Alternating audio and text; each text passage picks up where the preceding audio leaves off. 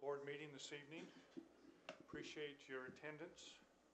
We'll begin with a Pledge of Allegiance, followed by the invocation by Jane Kessner from the St. John Lutheran Church. Jane, we appreciate you being here.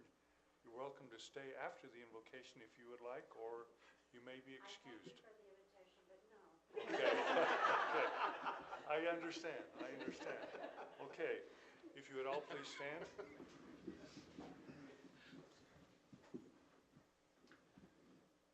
pledge allegiance to the flag of the United States of America and to the republic for which it stands, one nation, under God, indivisible, with liberty and justice for all.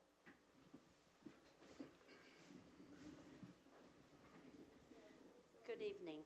Would you pray with me, please? Dear Father in heaven, as we approach the ending of another school year, let us give thanks for the positive events that have occurred these past months. And as the summer begins, may we reflect on agendas that worked and attempt to fix those that weren't so successful. Discussions will take place over the next few months on how to proceed for 2022 to 2023, how to give the best support for our various school staffs, be they teachers, coaches, administrators, or support personnel. Let us listen to each other and debate with discernment, agree to disagree, have clear minds and kind hearts. We pray in the name of Christ who has saved us and who will help us for positive outcomes. Guide and direct us this evening, and all God's people say, Amen. Amen. Thank you very much, Jane.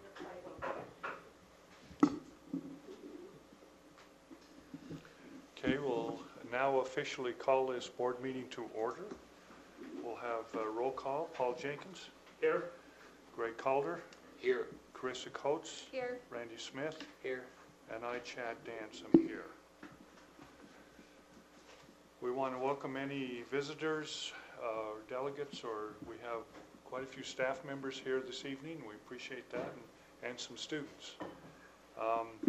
If you would like to participate in public input, please sign up on the public input sign-up sheet provided in the back. Due to their sensitive nature, complaints about personnel or individual students must be submitted in accordance to Board Policy 4110, Public Complaints and Grievances. The complaint and grievance form 4110F1 is found on the district's home webpage, www.d93schools.org, under School Board tab, Board Policies. Okay.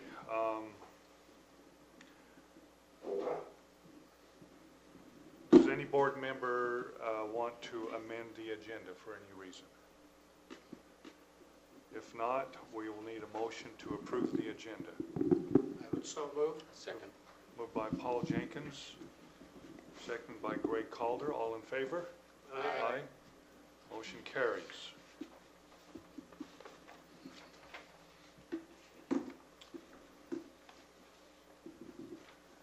We've all had an opportunity to review the consent calendar. If any board member would like to remove any item from the consent calendar to the regular agenda, they can do so now. Do we have any items that would like to be brought forth from the consent calendar? Hearing none, we'll need a motion to approve the consent calendar. I move that we approve the consent calendar. I second. Moved by Greg Calder, seconded by Carissa Coates. All in favor? Aye. Motion carries. All right, we have the student council here this evening from Thunder Ridge High School. So we'll turn the time to the student council members. If you would come forward, introduce yourselves, and the advisor is Michael. Come on up, Michael. Well, good evening. kind of a privilege to introduce these kids. I've been doing this about almost a year now, and didn't know kids could do so much, and really proud of everything they've done. We've got some great kids. We've got 5 of them here, our 5 class presidents here, and just we'll talk about some of the things we've done this year. We've hopefully made a big difference in the community, and hopefully made Thunder Ridge a better place. So without further ado, I'll introduce our class presidents if they want to come up and introduce themselves.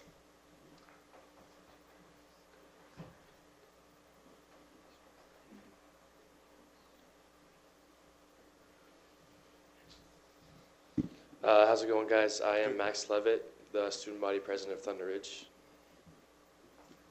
Hi, good evening. My name is Star Corona. I am the senior class president for Thunder. Hello, my name is Dallin Sir, and I am the junior class president for Thunder. Hey everybody, I'm Ty Murdoch, and I am the sophomore president of Thunder Ridge Student Council. Hey everyone, I'm Tanner Scoresby, and I am the freshman class president.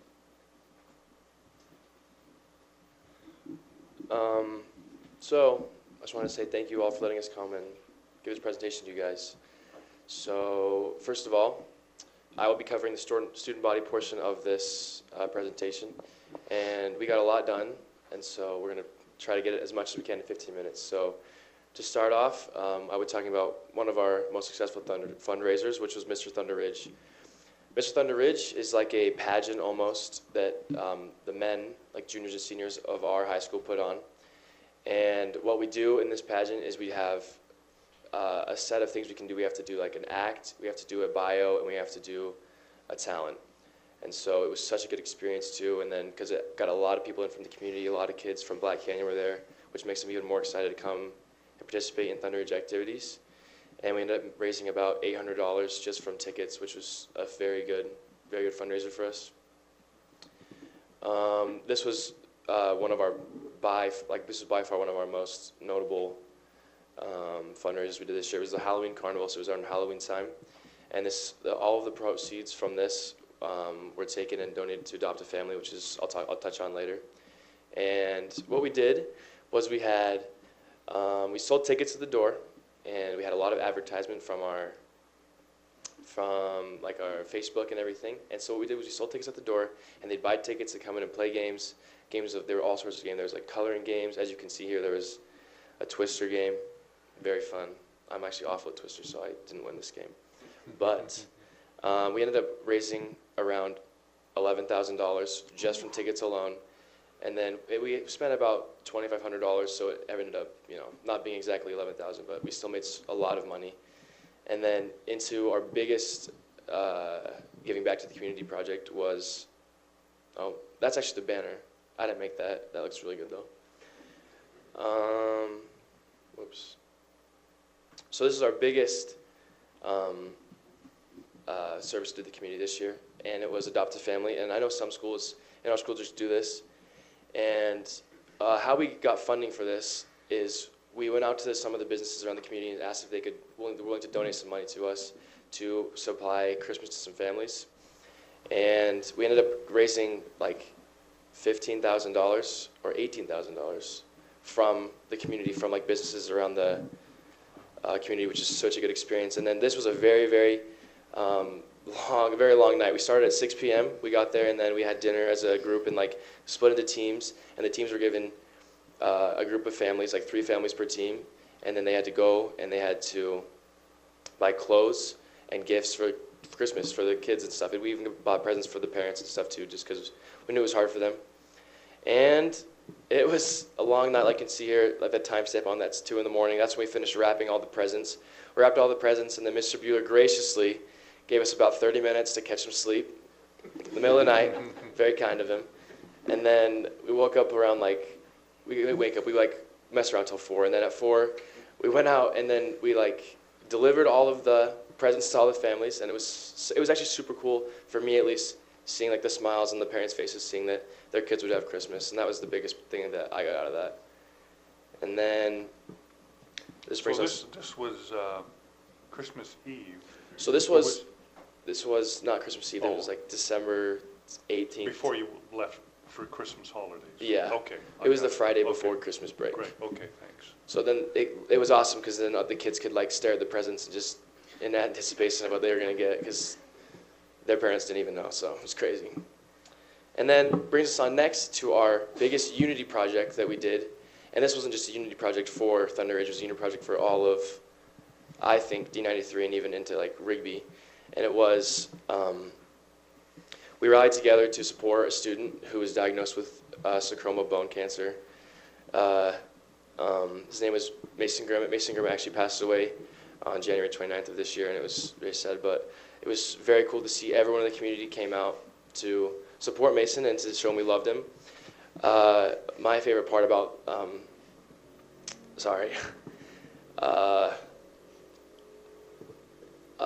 just to see everyone come out and show that they love Mason, because I love Mason, everyone loves Mason. And what we did was we basically got together with other schools of games we were playing. Like the first game we played was Rigby, and we said, would you guys be willing to dress up in yellow and come and show them the whole community supports them? So they all were like, yeah, sure. So they dressed up in yellow, came to our game, whooped our butts, and it was really cool. We lost, but it was such a fun game because everyone was out in yellow having fun, supporting Mason. And then this picture right here was taken at the Hillcrest Thunder basketball game. Again, we got destroyed.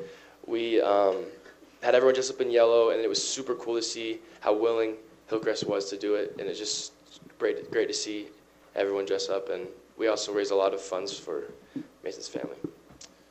And that concludes the student council or student body portion of this presentation. Great, thanks, Max. Appreciate it so much. Yep.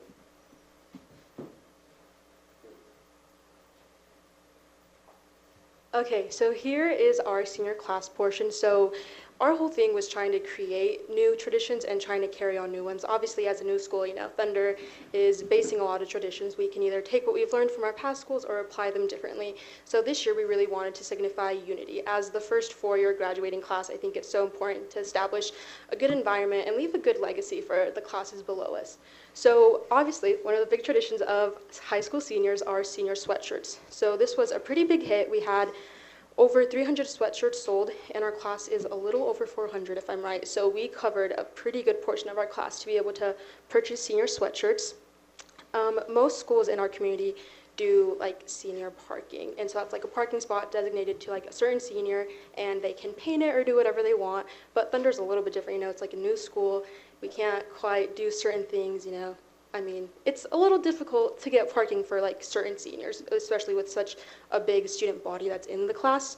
So what we decided to do instead is we have this motorcycle parking lot outside in front of Thunder. So what we did is we divided it up into, I believe it was 6x4 sections, and students could purchase a piece of the lot, and they were able to just draw whatever they wanted to, kind of express their creativity. And in the middle is a thunderbolt that's surrounded by all of the students' art. So it's really nice to just see that from like a big point of view. Like we're all Titans, and so it's super fun. One of our normal traditions too is powder puff. So right up here, we have a picture of our senior class with all our powder puff coaches. We won, maybe a little rigged or not, but that's all that matters. It's super funny.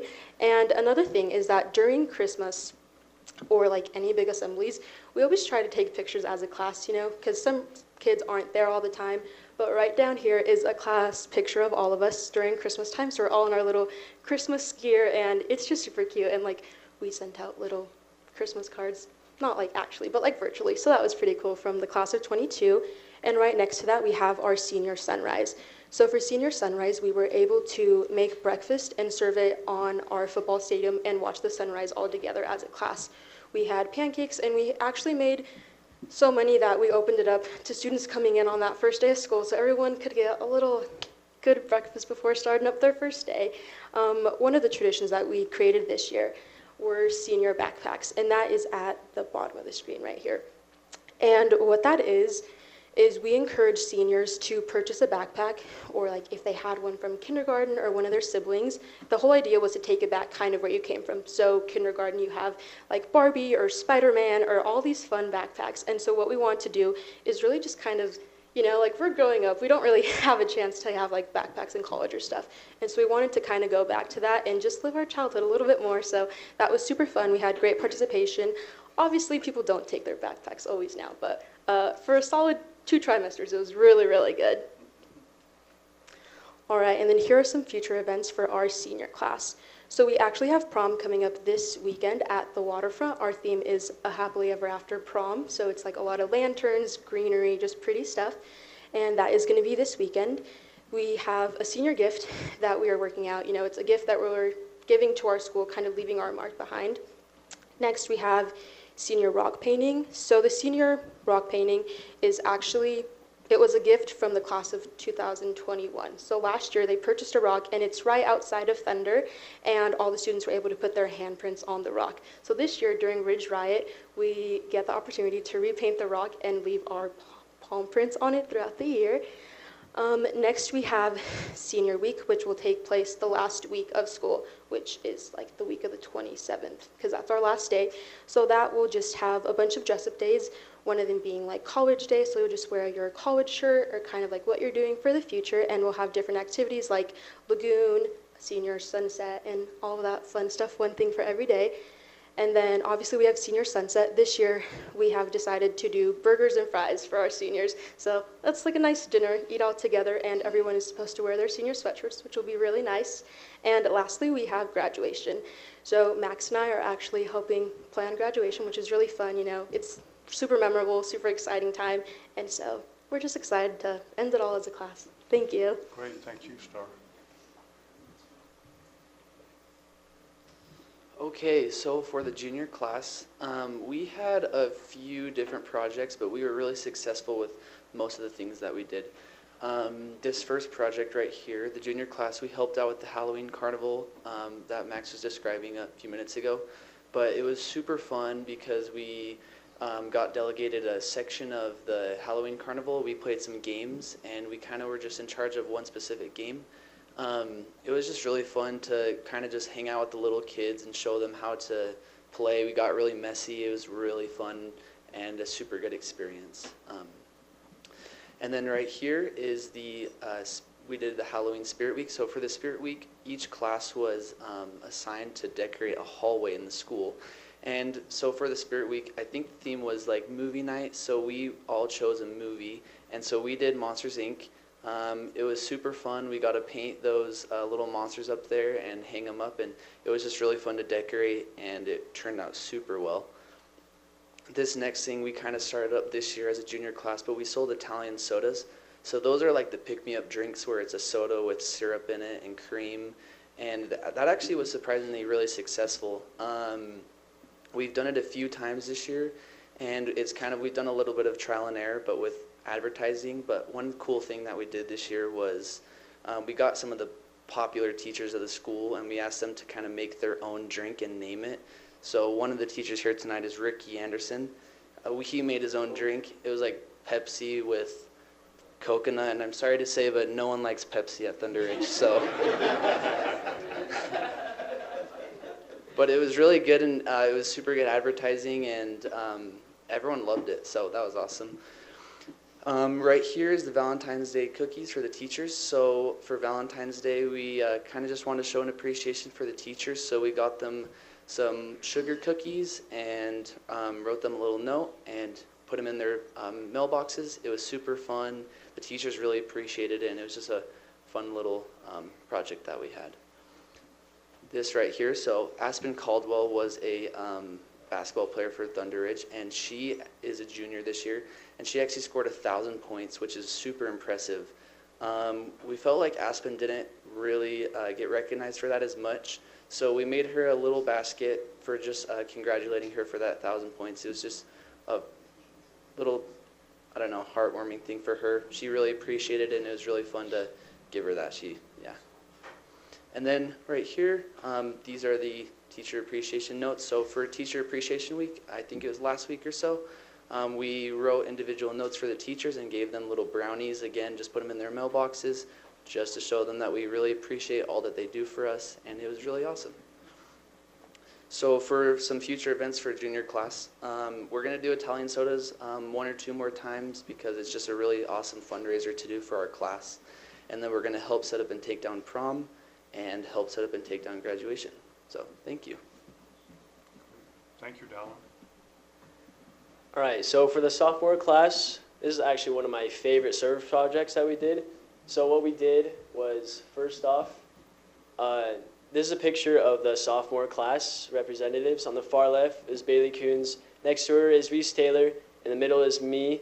In the gray, that's Audrey Hobbs. And on the far right, that's Ray Hermanson. And unfortunately, we had one representative who couldn't make it, but her name's Abby Burton. So anyways, Miss Serendipity is this pageant for the special needs where they just got to run around and dance on the stage. And I thought this was really...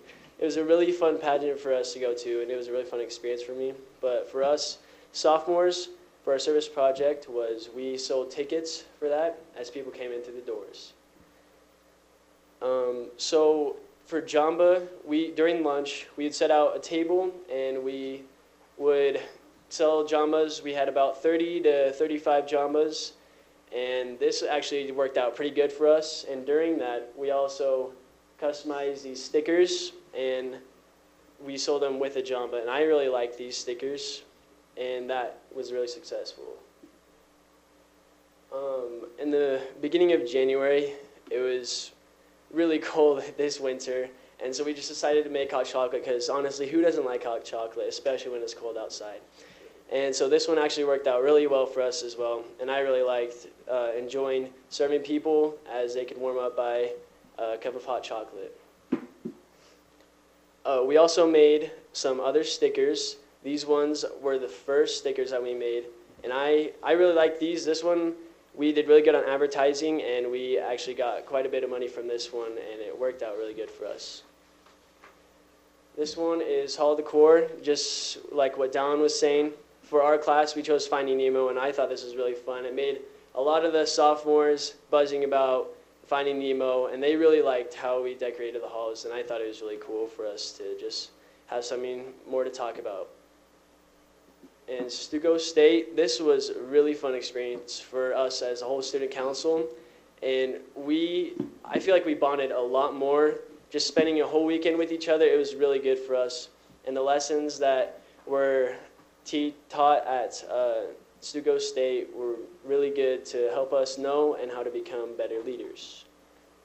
And also one of my favorite service projects was making sticky notes. So what we did was during 5th hour, when we have student council, we went out, us sophomores, and we put positive notes on people's cars about every other car. It was a lot of work, but I feel like it made us happier as sophomores to maybe help people's day a little happier and brighter. Thank you. Thank you, Ty. Tanner? So for freshman class, we did a lot of service and unity projects, and for one of our fundraisers actually, before the Sadie's dance, we had a lot of like donuts and like other refreshments that we sold to our like Sadie's community, so we could have like refreshments for everyone at the dance and stuff, and that actually went really well, and a lot of people seemed to enjoy them. And then for another thing, as Max said, for the Mason Strong, we had a football game represented for Mason, where everyone was wearing yellow, and for us to like spread the word about Mason and play our part, we would hand out like football towels and flyers to spread the word about Mason. And then for one of our fundraisers, we actually had a movie night devoted for just like the freshmen, and we actually had a pretty good turnout for the freshman class, and we had like about 30 or 40 people show up, which was really awesome. And then at the beginning of a trimester, everyone was like making Instagram pages for each class, and for our class we made one, so we could like spread the word out to our freshmen and give them like if events were coming up for like unity or anything. And for one of our unities, actually, we did a white shirt unity day, where everyone would wear a white shirt colored so you know you're like in freshman class. And then in our class, there were quite a bit of people wearing white shirts. And then during the Powder Puff games, to help out with the Powder Puff committee and as well as fundraise for our class, we would sell concessions to them, selling like candies, drinks, and hamburgers, stuff like that, and it was pretty good. And then during Teacher Appreciation Week, to all the freshman teachers, we wrote individual notes each to them about like positivity and saying how much we were thankful for them for helping us and teaching us what we need to know. And then during the winter, actually, there was a girl whose mom was really sick with COVID, and she was like really close to like dying and stuff. And so to help her like feel good and stuff, we made up like a gift basket filled with like notes and candies and stuff to make her feel better. And I think it really worked out because she was like smiling and happy and stuff. And then during the second trimester of our class, we had candies wrapped in like little notes. Each candy was different. We had a note going out to the freshmen in our school saying, like welcoming them to school and hoping they're doing good in the second try. And then during the football season, our janitors have like a lot of work. They were like focusing between like football and volleyball games. And as a service, we asked if we could help our janitors by cleaning up the bleachers in the football stadium. And that I think went really well. And because our janitor was happy and smiling, they got to go home early. So that was good. And then our future events for our freshman classes, we help sell prom corsages and boutonnieres to anyone who is going to prom this year, and we're making them up for them as well. And then for the Easter egg hunt, so for the special ed kids, each year they have like an Easter egg hunt for them, where they get to like, run around and pick up eggs, and that was really cool for us because it was nice to see them like enjoy the time and stuff. And then for Mr. Bueller, actually, for his birthday, since he did so much for us, and like helping us, we made an appreciation for him. And then something like the sophomores did is we're going to like paste positive notes on people's cars because like everyone likes positivity. All right, so I didn't mention this, but I am the next student body president for this next year. And our next student council for next year and I are super, super excited to work with you guys. And we just have been making a lot of new plans for next year already, and we're just really excited. So some things that we're planning on doing over the summer and next year. The first thing we have is a leadership conference at Utah State. So Utah State actually invited our student council to go to a leadership conference this summer. I think it's at the start of June. And it's going to be really fun, really beneficial for the student council members. And then this summer, I feel like when people are bonding together, people kind of like do their own things, but I thought it'd be really fun to have monthly gatherings with the student council just to bond and do some fun activities just to stay close with everyone so we work together as a team. We're also planning on doing the 4th of July parade, making our own float. We're going to do Adopt a Family next year as well. And then this year we did a stag dance. I think that was the first time we did that. It was super fun. It was a dance where you didn't have to bring a date, so it kind of allowed some freshmen and sophomores to come. And we're going to do another one of those, which is super fun. And then we're going to do many fundraisers and activities to further unite the school and community. And then just recently we actually had a school assembly where we celebrated cultural diversity, and we had a ton of dancers from like an Aztec dancer and some dance groups that showed us different cultures, and it was really fun. We definitely want to do more events like that to support the cultural diversity. So, Dallon's also a bodybuilder, so just so you guys know. So you guys are really lucky to work with Dallon. So lastly, I hope you guys enjoyed our presentation. We want to thank you guys so much because none of this would have been possible without you guys. So we as Student Council would like to give you guys a round of applause for letting us. Oh, that's nice. And we hope you guys have any questions for us that we can answer for you guys. Any questions from the board to these outstanding students? Very impressive. Okay, Those well, of you that are seniors, maybe, I think it's just a couple of you, but what are your plans after graduation? I got called on an LDS mission. I'm going to Guatemala in August, so, and then I'm going to BYU. I don't know if there's any BYU fans up here, but.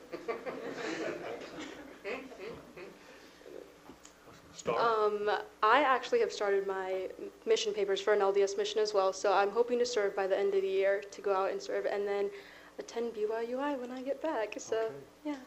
Awesome. Great.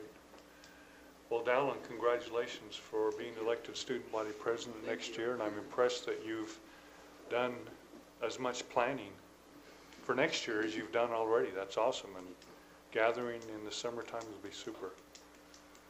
Very good. Any other questions? Impressive. Yeah, very impressive. Do you feel how many of you have done it multiple years? Do you feel you experienced growth? I mean, do they still offer the leadership scholarship for student body presidents at some universities? Yeah, they do. Utah State has a really good leadership scholarship that our last student body president actually got. I actually didn't apply for any because I'm a procrastinator and I actually missed all the deadlines. But I'm going on a mission. So I'll just that's on me. Dallin's gonna be the GOAT. Okay, thank you very much. Scott, go ahead. Yeah, just real quick, we listen to a lot of these student council presentations, and it's always fun to see the things that all of our schools do that are in common and the shared things. Just one thing that really impressed me with you is your attention to the adults around you, recognizing Mr. Bueller. I know how many hours he puts in, and I know what a great teacher he is, and so the fact that you take time to recognize him, the fact that you recognize the work that our custodians put in, he stepped in to help them, just those things really impress me, so I appreciate that attention. I hope that's something you continue as a tradition at your school. That's a fantastic tradition to start. Okay, thank you very much. Let's give these young people a round.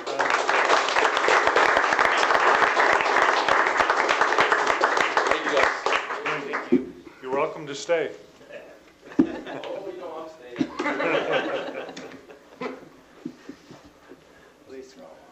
Yeah. Doug, good job. Great young people.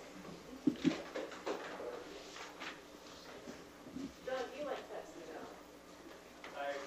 You like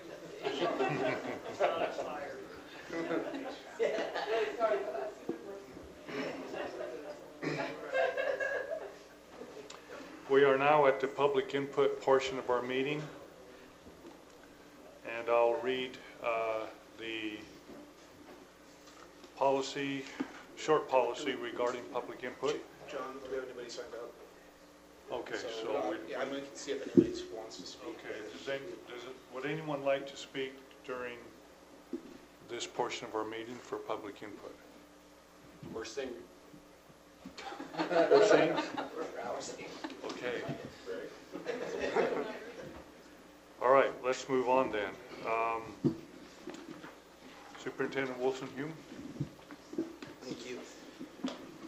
So for the report this evening, one of the reports that the school boards asked me to report on each year is our bullying and harassment in our schools. So we're not quite to the end of the year, but we're close. So I'm sure we'll have a few more come in.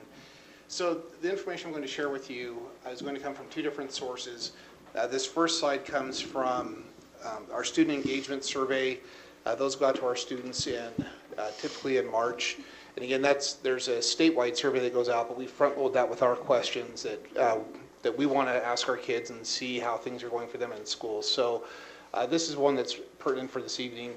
How often do you experience bullying at school? And you can see that 50% of our kids have said never, which is, I think, fantastic. That's, I would say certainly progress overall as a system over decades. 29% said rarely, 15% sometimes, and of course the ones we get concerned about are those last few that say that they're experiencing it often or all the time. And so what's that percentage, Scott? well, you're gonna make me do math, aren't you? So 79, 89, 94, so 6% are falling up in that category. So yeah, so it's not a big percent, but still 6% of our population's 600 kids that are saying that they experience it often or all the time. So the second slide I'm going to share with you, and these slides going forward, these actually come from the alert system that we put in place this fall, where students can report to us different concerns that they may have. Those include emergencies, incidents of bullying, incidents of sexual harassment, thoughts of suicide or self-harm, and then we did have another category in there as well. So we started this in October, and that's a breakdown of how many alerts we got by type from each level. So you can see elementary-wise, we had 73 that were reported for bullying through this system. They also do a really good job of telling adults at the school which isn't reflected in this. This is just through that system we put in place. And then 11 that reported thoughts of suicide or self-harm. At the middle school, 79 reports of bullying and 22 of suicide or self-harm. And at the high school, 36 for bullying and 10 for suicide and self-harm. And I think one thing just anecdotally, I'm thinking high school students are probably more likely to go and visit with the principal about it versus middle school and elementary that probably are taking advantage of the app that's there and readily available. The other part that's probably worth mentioning is we also got quite a few more bogus reports from the elementary school and middle school. So while that's the total number that were reported, not all of those were legit. So as I was reviewing this data, I think that's one thing I'm going to spend some time on this summer is building in kind of a second half to this where our administrators can go in and verify whether or not these were legitimate reports. So we're getting a little bit more accurate data of how many of these reports are actually legit ones versus ones that are submitted with Bart Simpson types of names in them. So I'm not going to quote those for you, Greg. So Thank you. Well, what constitutes an emergency? whatever the kid thinks. So I mean, if it's just there as an option, so they get on either their phone or on a Chromebook. It's a link that they click on, and so if they think there's an emergency, they'd click that. I don't believe that, to my knowledge, I don't think any of the ones that were emergencies or reported were actual emergencies. So kids messing around with it, clicking a link to see what happens type thing. I was just going to ask on the sexual harassment, like, do we have good processes in place to deal with that when that's reported? Yeah, I think, and I really appreciate that question, Greg, because for both sexual harassment and for bullying and harassment, we've put in, I think, a much stronger protocol on how to respond when these things happen. So when these alerts go to our principals and to our counselors, there's a form that we use in Laserfish that they're now tracking how they're responding to that. On the sexual harassment ones and on the bullying ones, Ken and suicide, all three of those, Ken gets notified as well, which is a really, I think, crucial part of his job responsibilities when we haven't had that position at the district before, that there's somebody at the district that is following up with our principals and saying, hey, we got this alert in, tell me how things are going with it, or are there things we can do to help support you, or are there additional resources you need? So I think principals got tired of Ken following up with them, but it's been a really good process to have that other level to it that we're checking in or making sure these are not slipping through the cracks. So, Scott, on the suicide, for example, middle school students, there were 22 indicated. I mean, those take immediate response. They do, yeah.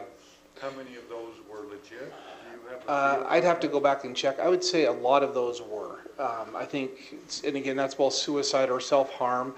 Just anecdotally, I've looked at those, and Ken can also check with me, but we had fewer of those that were reported as bogus versus the emergency ones or even the bullying ones. I believe it also mentions that they know somebody who's Right. suicidal. Yep. Oh, okay. Yep. So it's either They knew somebody. they're either reporting for themselves or somebody they know is how it's phrased. And you're right, they do take immediate response. I happen to be here, and this isn't to my own horn, but this is just an expectation we have for all of us. I was working here at probably 6:30 or 7 o'clock on a Friday night. One of those came through, it was legit. I texted the principal, didn't get a response back, so I used school status. I called the mom so I could have that conversation. So I wanted her to know immediately that this had been reported about her daughter. The school was able to follow up with her when we got back to school on Monday. So our principals, we've had different systems over the years, so our principals are really good at when they see those suicide ones. Sometimes they come in the middle of the night, and they're good at following up on those and making sure kids are safe. So.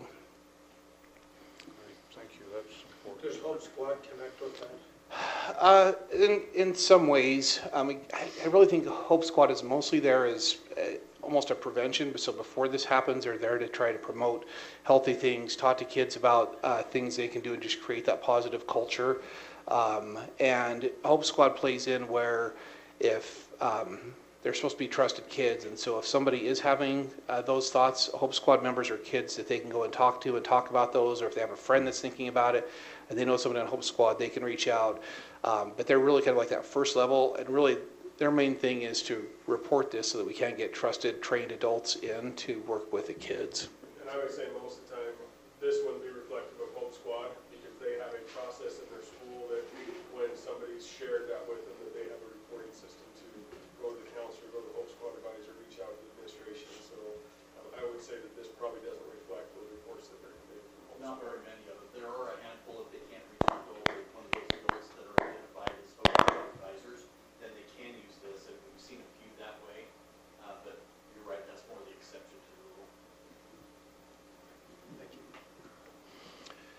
So this one, again, we have really two different methods with this system we're using through Qualtrics. And so one is the web page, and it's readily available to students on their Chromebooks. So it's really easy that they can just click the link and they can report this. So that's by far the majority of the reports that came in, but it also does afford us the ability that kids can text in, and we've had pretty good response through text messages as well to tell us when things are happening that we should know about. So just nice that there's both ways, and we're just going to continue to promote that text message. It's easy for kids, hopefully, to put that in as a contact in their phones, and then it's just a matter of sending a quick text to that to report what's happening.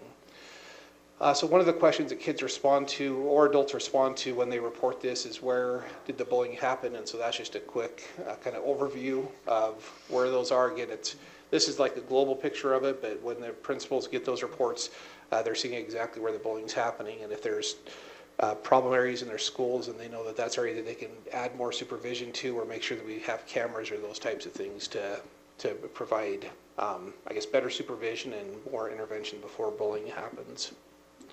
So is that bolded on purpose? Were there a lot? I think that was just my screenshot of it. Okay, So okay. Yeah, so the biggest one just said school, and then you Right, can kind of okay. see the size of the words or how frequently they were reported. Okay. Okay, and just another question is how long ago did the bullying happen? And so a quarter of them are reporting it really very immediately, which is why I'm grateful we have a way that kids can report that very quickly. So 46% of them are happening that day, and sometimes immediately prior to it, 10% the day before, 9% earlier in the week, and 11% from the week before. So anyway, and I've just really, I don't know if you read the message I sent out to families, I'm really proud of our kids that they are reporting bullying rather than keeping that to themselves. So, and this goes back to that earlier survey, the student engagement one, just more of on that prevention side of things, asking whether students felt like they have an adult at their school that they have a connection with. And again, kind of those same numbers on the bullying side. So most of our kids do feel like there's somebody in their school that they have a connection with that they can go to.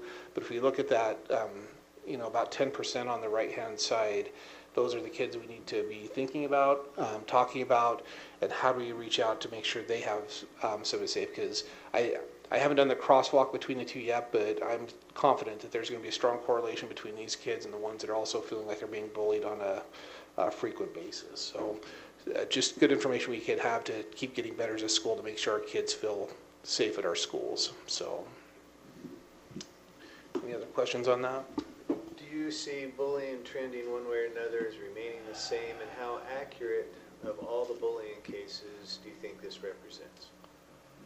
So I'll start with the second part, and that is I know we're not reporting 100% yet. It definitely happens more frequently than kids are reporting, but I think kids are getting better and better at reporting, and so I think from that respect, we'll see more reports, which doesn't mean bullying's increasing in frequency. It just means kids are getting better at reporting it, and as they do that, I'm convinced it will trend downward. I'll just say, based on my time, my 20 some odd years as a public school educator, and then looking back at my time in high school before that, I really believe that bullying is trending downward, but people are becoming more aware of it, and therefore it gets more attention and it gets reported more often. But I really feel like our schools are much safer environments than they were when I went to school. That chart you had, the bars, do you feel though, what was it, 79 in middle school, and 36 in high school, do you think, is that in your gut feel 50% of all the cases? Is it 75% or? No, I think through this alert system, this is probably 5 to 10%. I think the others, there's probably 3 to 4 times as many that are being reported in person easily, and then there's probably 2 to 3 times that many that are not reporting it at all, if that makes sense. So Scott, do you think the kids have a pretty good feel for what the definition of bullying is? If there's an altercation on a playground, for example, in an elementary school, that may or may not be bullying. It's probably not, but yeah. Well, and I don't know if any of us have a really clear idea of, this is now what it actually happened.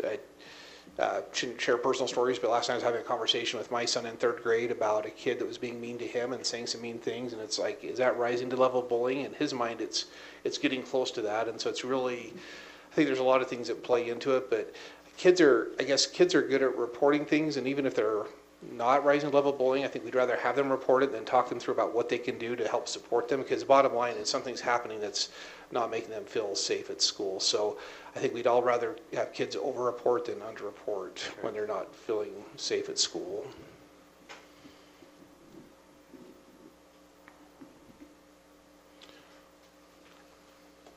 I mean, it just seems like the high school students would, you know, if they report bullying, it probably was real. Yeah. Yeah. And high school kids, more than likely, are more apt to try to deal with it themselves than have an adult take care of it.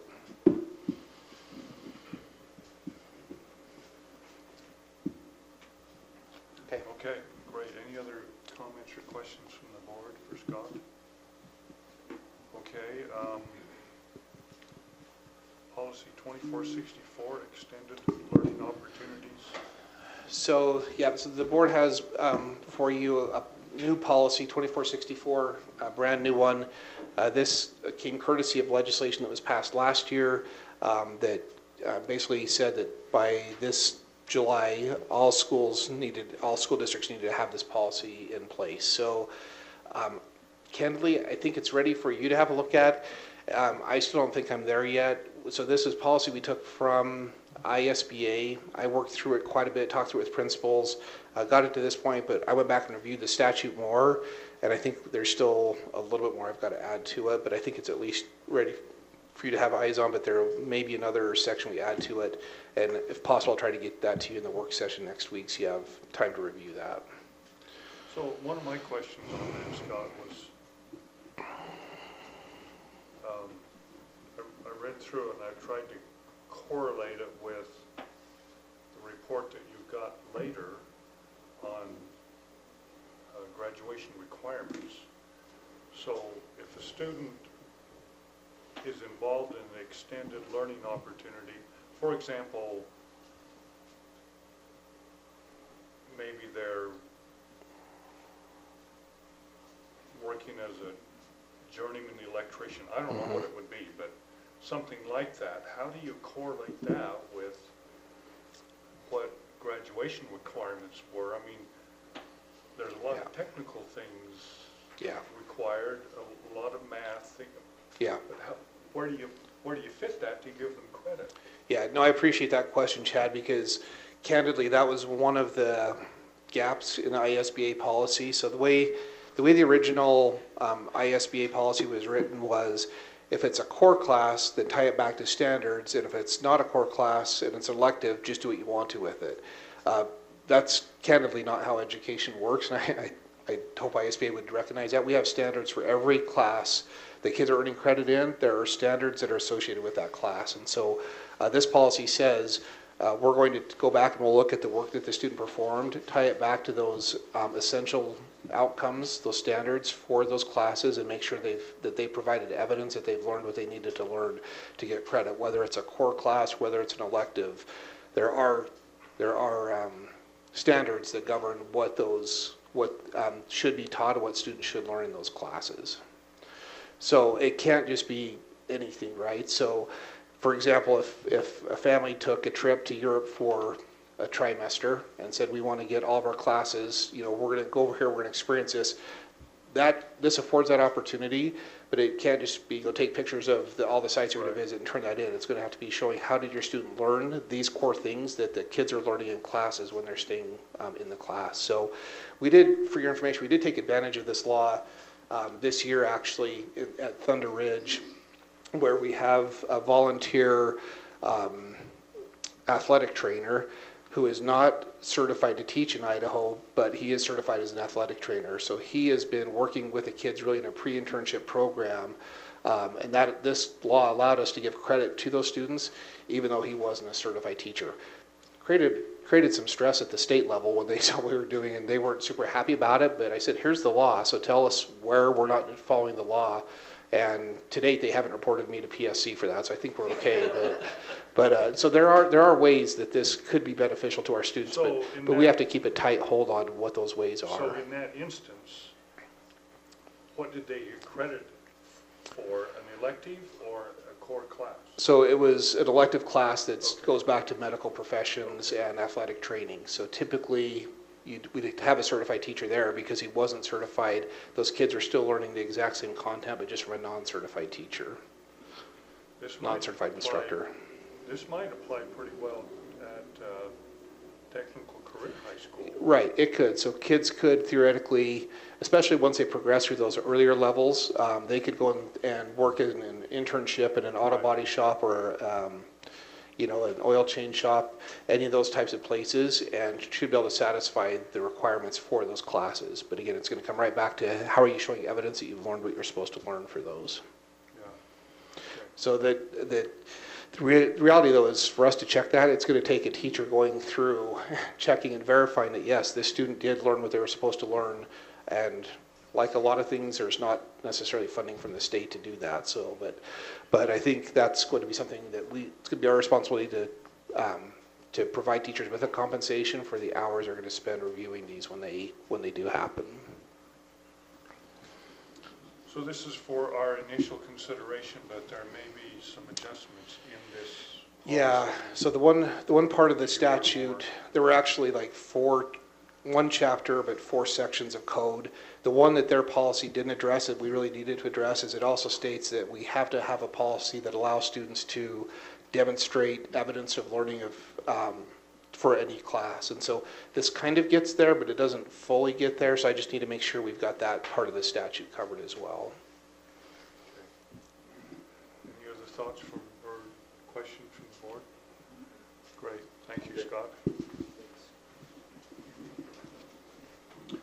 Okay, John, Pam, you have several items there, looks like. I do. We recently solicited bids for some work that we need to have done this summer. First on the list is the asphalt seal coat bid. That's the yearly maintenance we do to our parking lots. We received 2 bids, the low bid coming from Klingler Asphalt, around $145,000. That's a pretty significant increase from what we've seen in the past, but kind of a sign of the times. And I would recommend that we accept the bid from Klingler. John, question on this. So these are, so you have a pattern established from every year you do some asphalt maintenance. Correct. And these are the schools that require it this year. Correct. So has this company done work for us in the past? They have. Okay. We typically get bids. Well, in the past we've had bids from 3 companies, Klingler, Asphalt Maintenance, and HK. HK actually bids and then has asphalt maintenance do the work if they win the bid, which they never win because asphalt maintenance bids them. So this year we just got the bids from Klingler and asphalt maintenance. And it just varies from year to year. One will win it one year, another one the next time. Just depends on who's a little hungrier, I guess, in any given year. Seems like asphalt maintenance was quite a bit higher. They were about $185,000. So the question in my mind would be,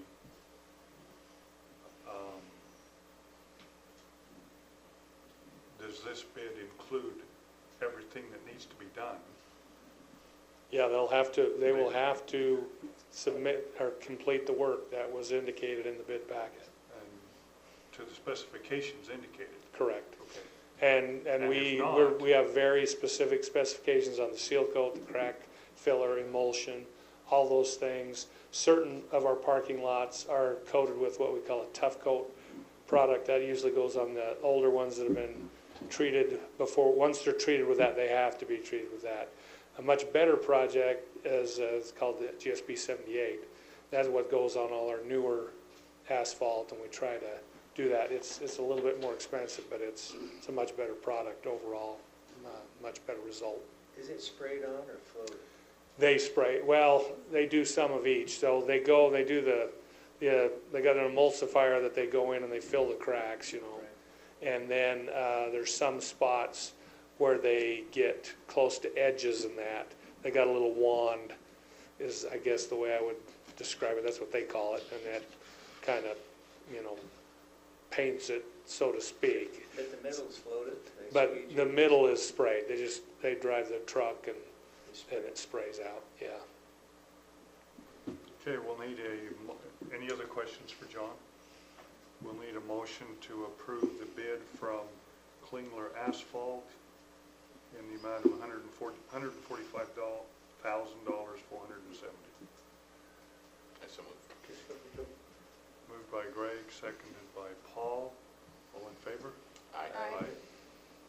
The next one is, in the original design of Black Canyon, we had some additional parking that we removed as we were trying to get the program on budget to where we were or needed to be. With some money left over at the end of the project, we want to go back and complete that parking lot. It'll make it much better for parents as they're coming to activities at the school.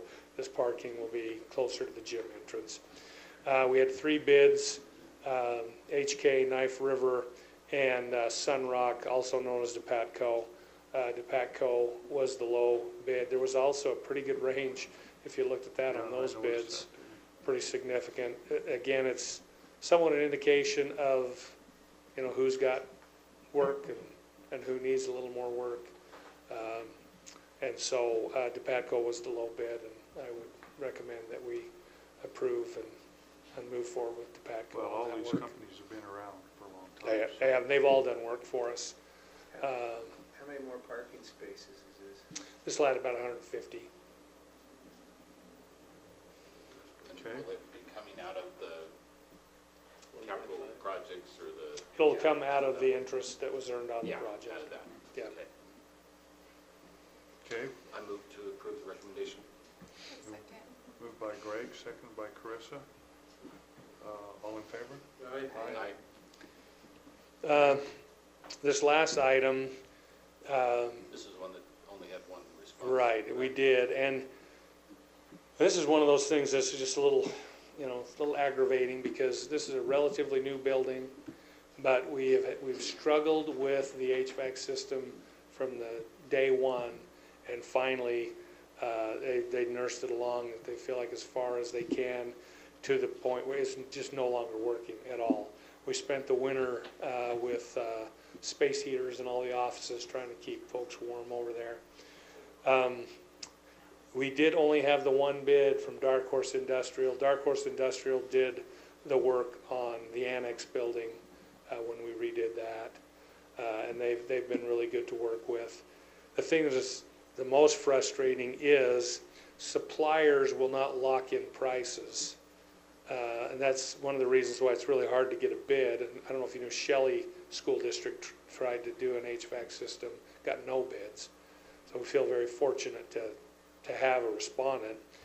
But because the suppliers won't lock in prices, and because of the very nature of the public bidding process and the window, they really felt like they had to create a window of protection for themselves due to rising prices and lack of guarantee on prices as they wait for us to go through our process and get this approved.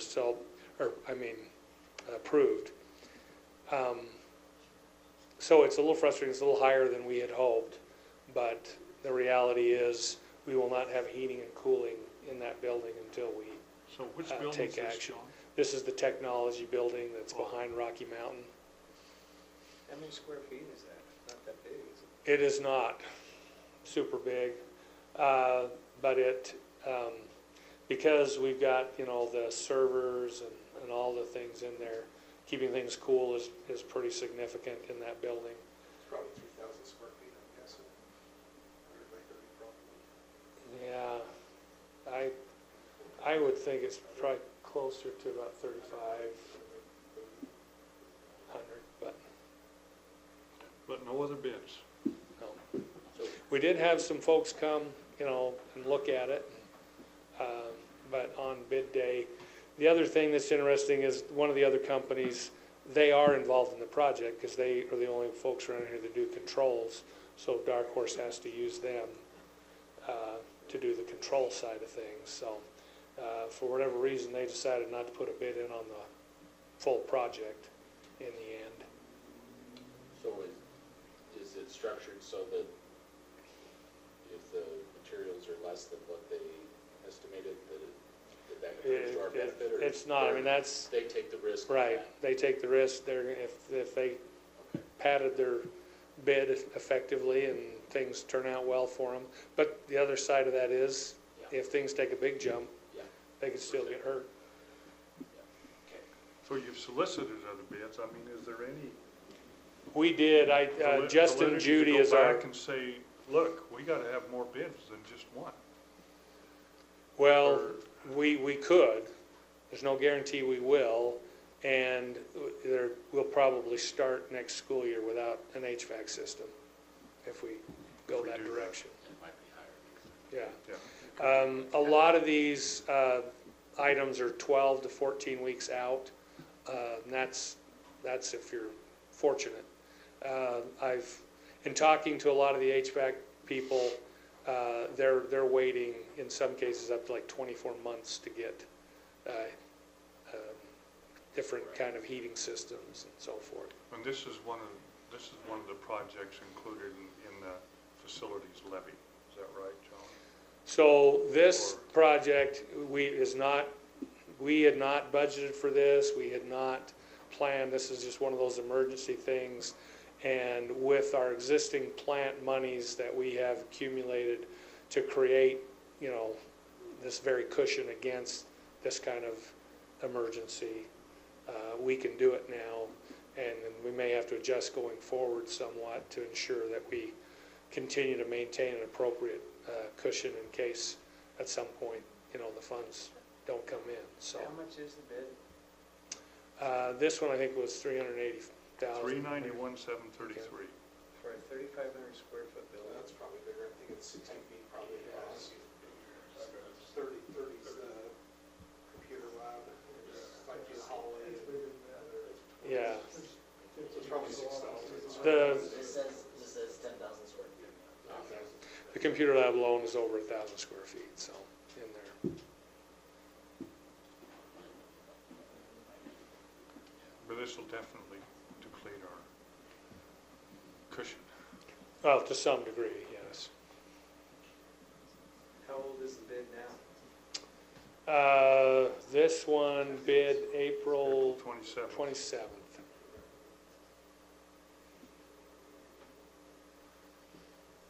Okay. So move. Second. Moved by Paul, second by Greg. Any additional comments? All in favor? Aye. Aye. Thank you, John.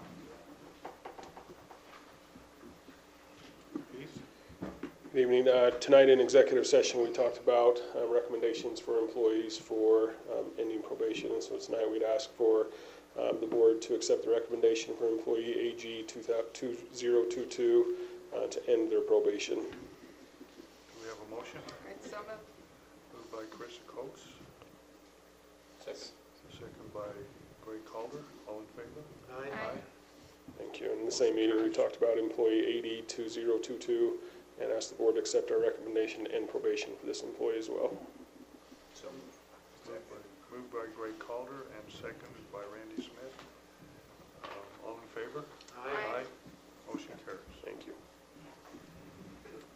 Okay, Scott?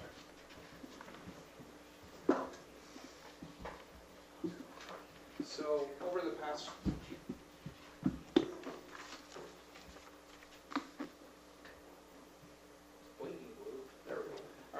Over the past 2 weeks, we had used a different approach with our surveys. This is from a platform called Thought Exchange.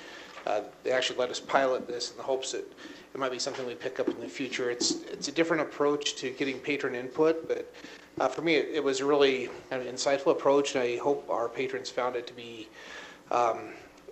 somewhat welcoming for them as well. So basically, we sent out both in our weekly newsletter 2 weeks ago, and then we did just a quick text message to parents on a Sunday night. And we also emailed it out to our staff and asked them for their thoughts on how do we address the growth in our elementary schools. And so just a quick breakdown on the participation on this. We had 977 people who responded to that request for their input. And these numbers won't add up to 100% because they could identify more than one. So you can see 76% of respondents had children who were affiliated with elementary school, 32% at middle school, and 35% at high school, and 15% said others. And I got my slides out of order, so now I'm gonna have to, you're gonna get a preview of Guy's exciting presentation. There we go. All right, so this was the question that we put out to them. So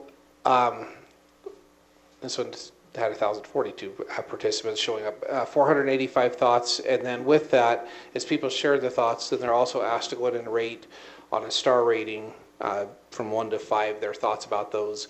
And then so we had 15,500 ratings with those thoughts. And No, wait a minute. yeah, I don't know why those numbers are showing up different between the 993 and the 1,042. What do you What was mean, your question? 15,000 ratings? So these 1,042 people would have rated on average 15 different thoughts. So when they saw those, so they see the thoughts that are on there and they clicked on them. So on average, those people rated 15 thoughts each. Does that make sense? To get a total of 15,000 ratings of these 400. Yeah, that kind of idea. So they saw what other people put there, then they rated those on a 1 to 5. And then 90% said that they were residents of the district and 10% did not. I'm guessing most of those that were not were our teachers.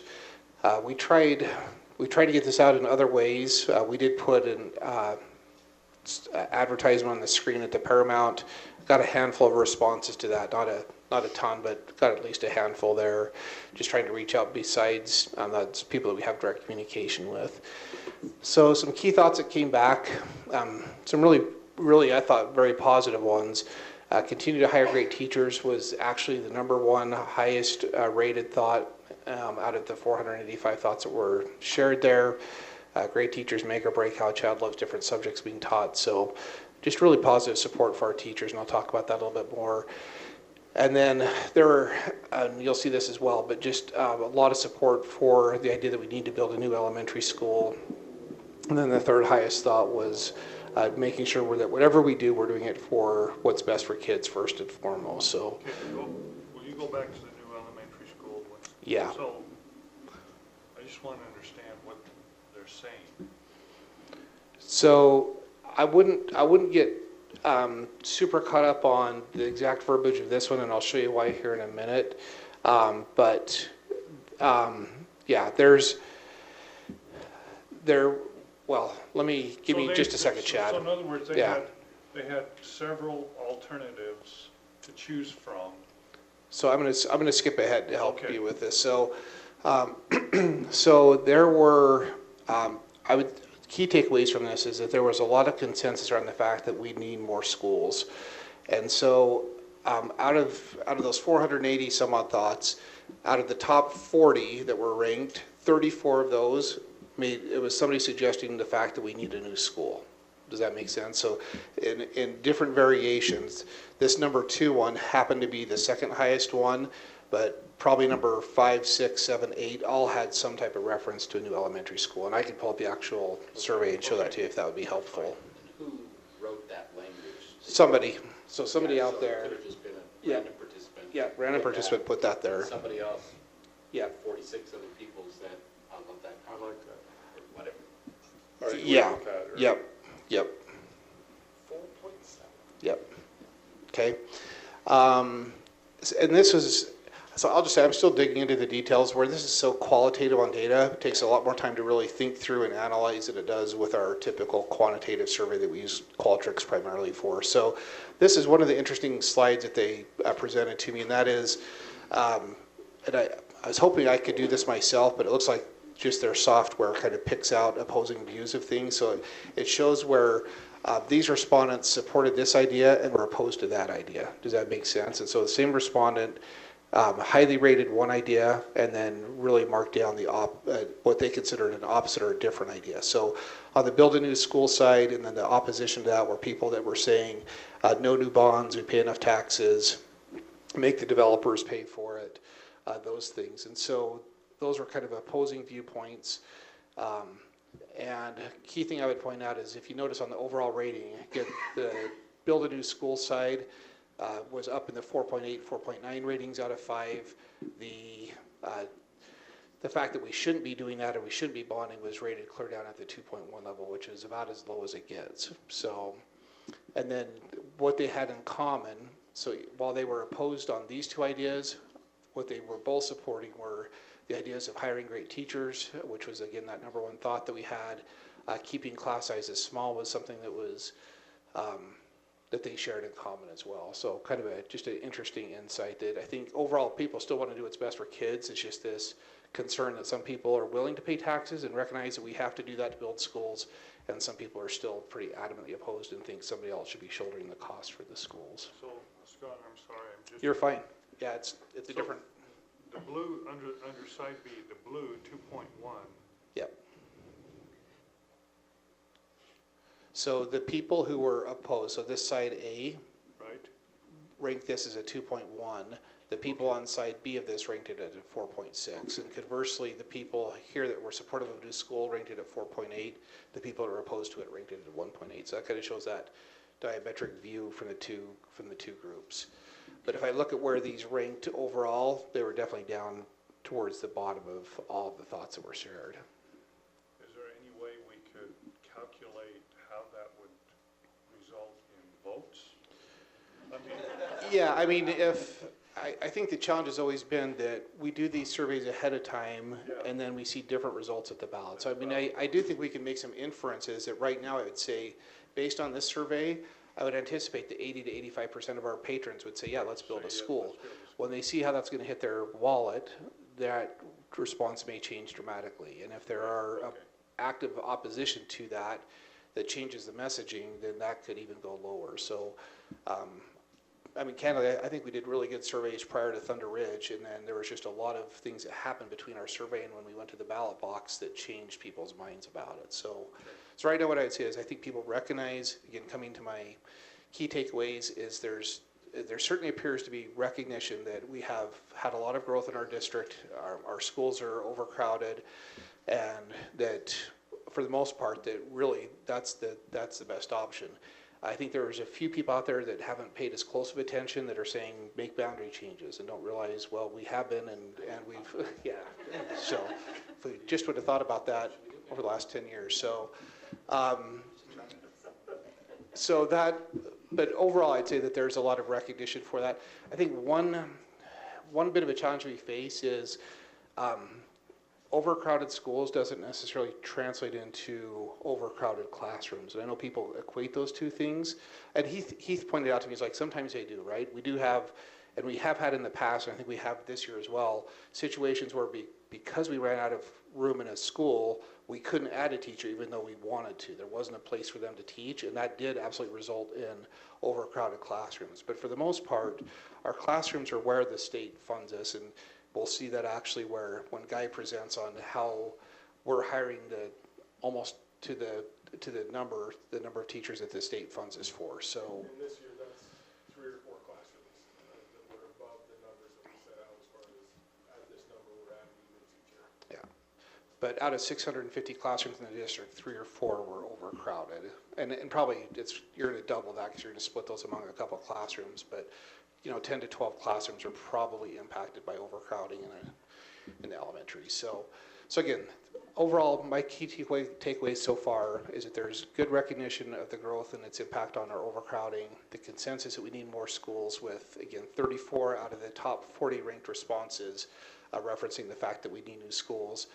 The other ones, like the top 2, were voicing support for teachers and the importance of great teachers in our schools. So that's 36 out of our 40 are either supporting teachers or consensus that we need new schools.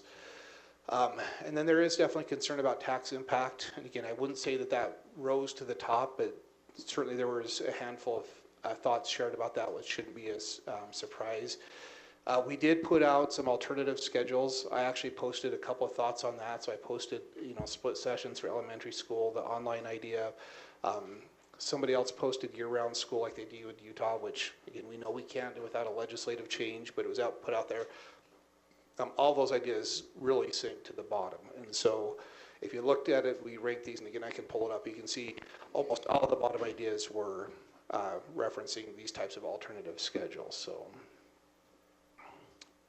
And then there was a number of ones that expressed concerns with open enrollment and wishing that we just didn't allow it. So I ran some numbers today. I'll just say out of district enrollment, and I should have the spreadsheet in front of me, it was right around 100 kids from out of our district that are enrolled in our schools. So do we know how many go to other districts from No, I mean, I could reach out and see, but that's the first point, is typically we're trading. And so if we shut it down and 91 shuts it down, it's not going to make any difference. In Jefferson, really District 91 in Jefferson, where most of those came from. And so I'm pretty sure we have our kids going to their schools too. And so I just don't know that that's wise. And then the second thing is, I'd say a good number of those are children of our employees, and so shutting that down isn't helpful for us to recruit and retain effective teachers. And so, and again, state law provides for open enrollment. That was going to be my first answer, is we have to, but actually as I read that statute closer, it does actually say the board has the authority to not open enroll if they choose to, which I had never picked up on that statement before. So we could do that. I just say it's not as big of an impact as people think, and I just don't think it's worth all the frustration that it would cause and all the unintended consequences for it. So when we're talking about open enrollment in this discussion, that's attending this district versus it's Skyline, for example, if they live over there. Yeah, it's both. So it's both out of district students attending in our district, plus it's out of students zoned out of his school attending a different school. Okay, that's what I was wondering.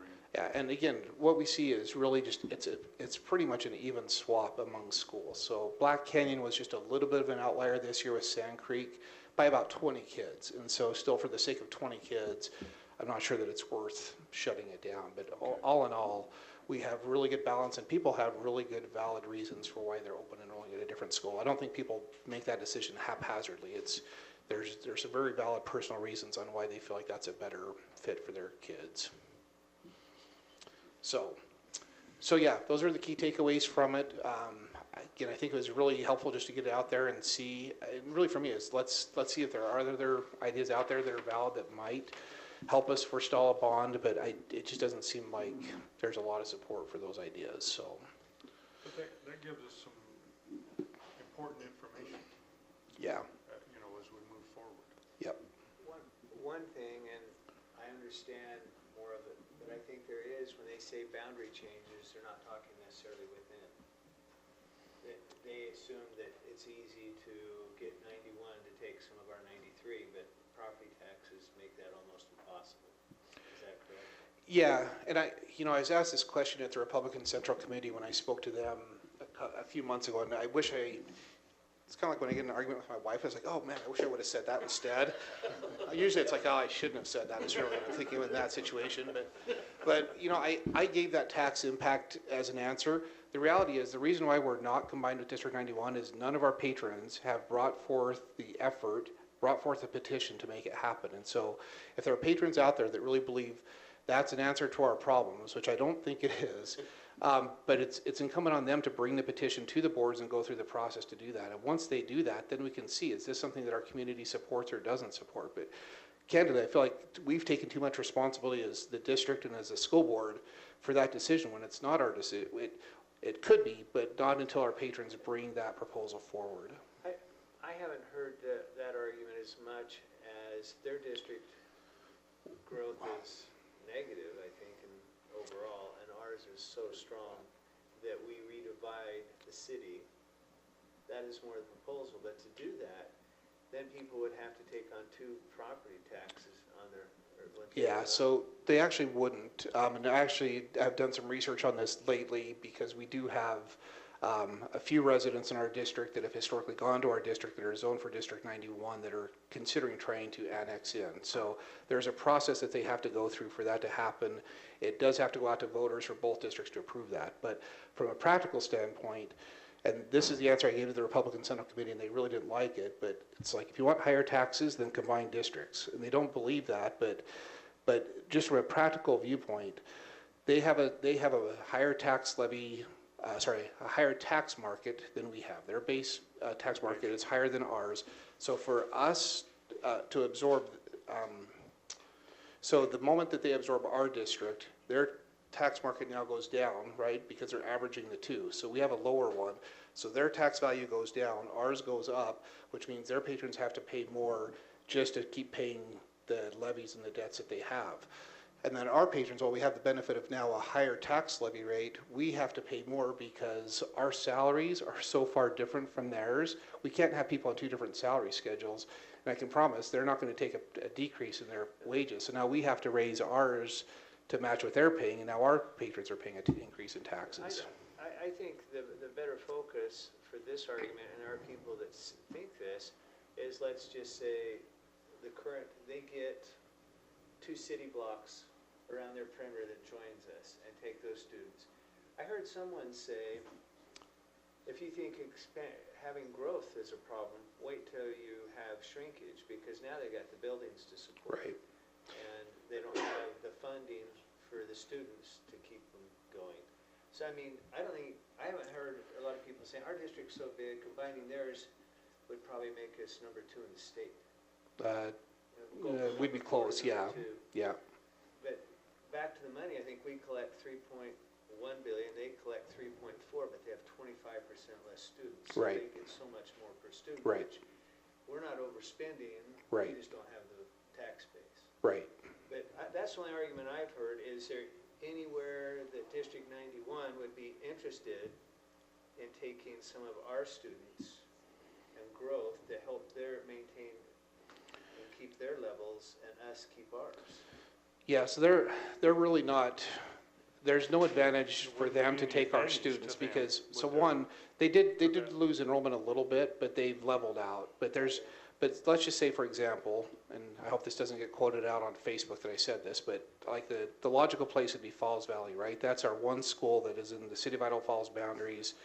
And so let's say that they take Falls Valley, it doesn't help them. They get 350 more students. There's a little bit of additional revenue from the state, but all that does is cover the expenses for those kids. And now that, like to your point, they now have more kids at the same local levy rate, so now they're getting fewer dollars per kid because they just took on 350 kids more. And so neither district will want to do it. No. What I'm saying is that's the best part about things like this is you're seeing some of the objections that we would be wise to address and put information out so that we can. Yeah, once you're informed, then it changes your position. But to your point, Randy, I guess the simple answer is 91 just can't say we want to take this area from District 93. We can't say we want to give this area to you. The residents in that district, in that area, have to form a petition, and then they have to bring that petition with 25% of the residents to both school boards. And then it goes from us to the state board. Once it goes there, then it goes to the patrons in both districts to approve. And then on the tax issue, this is what I just got clarification on, is the patrons in that area would then have to vote by a 2/3 margin to assume the debt of the district that they're going into. So the bottom line is, if anybody wants this to happen, it's not our decision, it's not the state, it's not the other district's decision, it's the patrons who live there that have to make that decision and start the process to make the change. And that goes for both combining the districts as well as any annexations or changes in the district boundaries. There was an extensive study done on this about a handful of years ago. Yeah, nobody likes that study. They don't believe it. And so for me, the simple answer is, number one, it's on you to do it if you want to do it. And two, really, if you look at the tax structure, everybody's going to pay more in taxes if we do it, which they don't want to hear, but it's the answer. Yeah. Yeah. So I think as we address all these concerns as we move forward, I think our whole position should be we've done and are doing everything to utilize all our space. We have no guarantees the state will fund kindergarten, or, K through third grade reading program.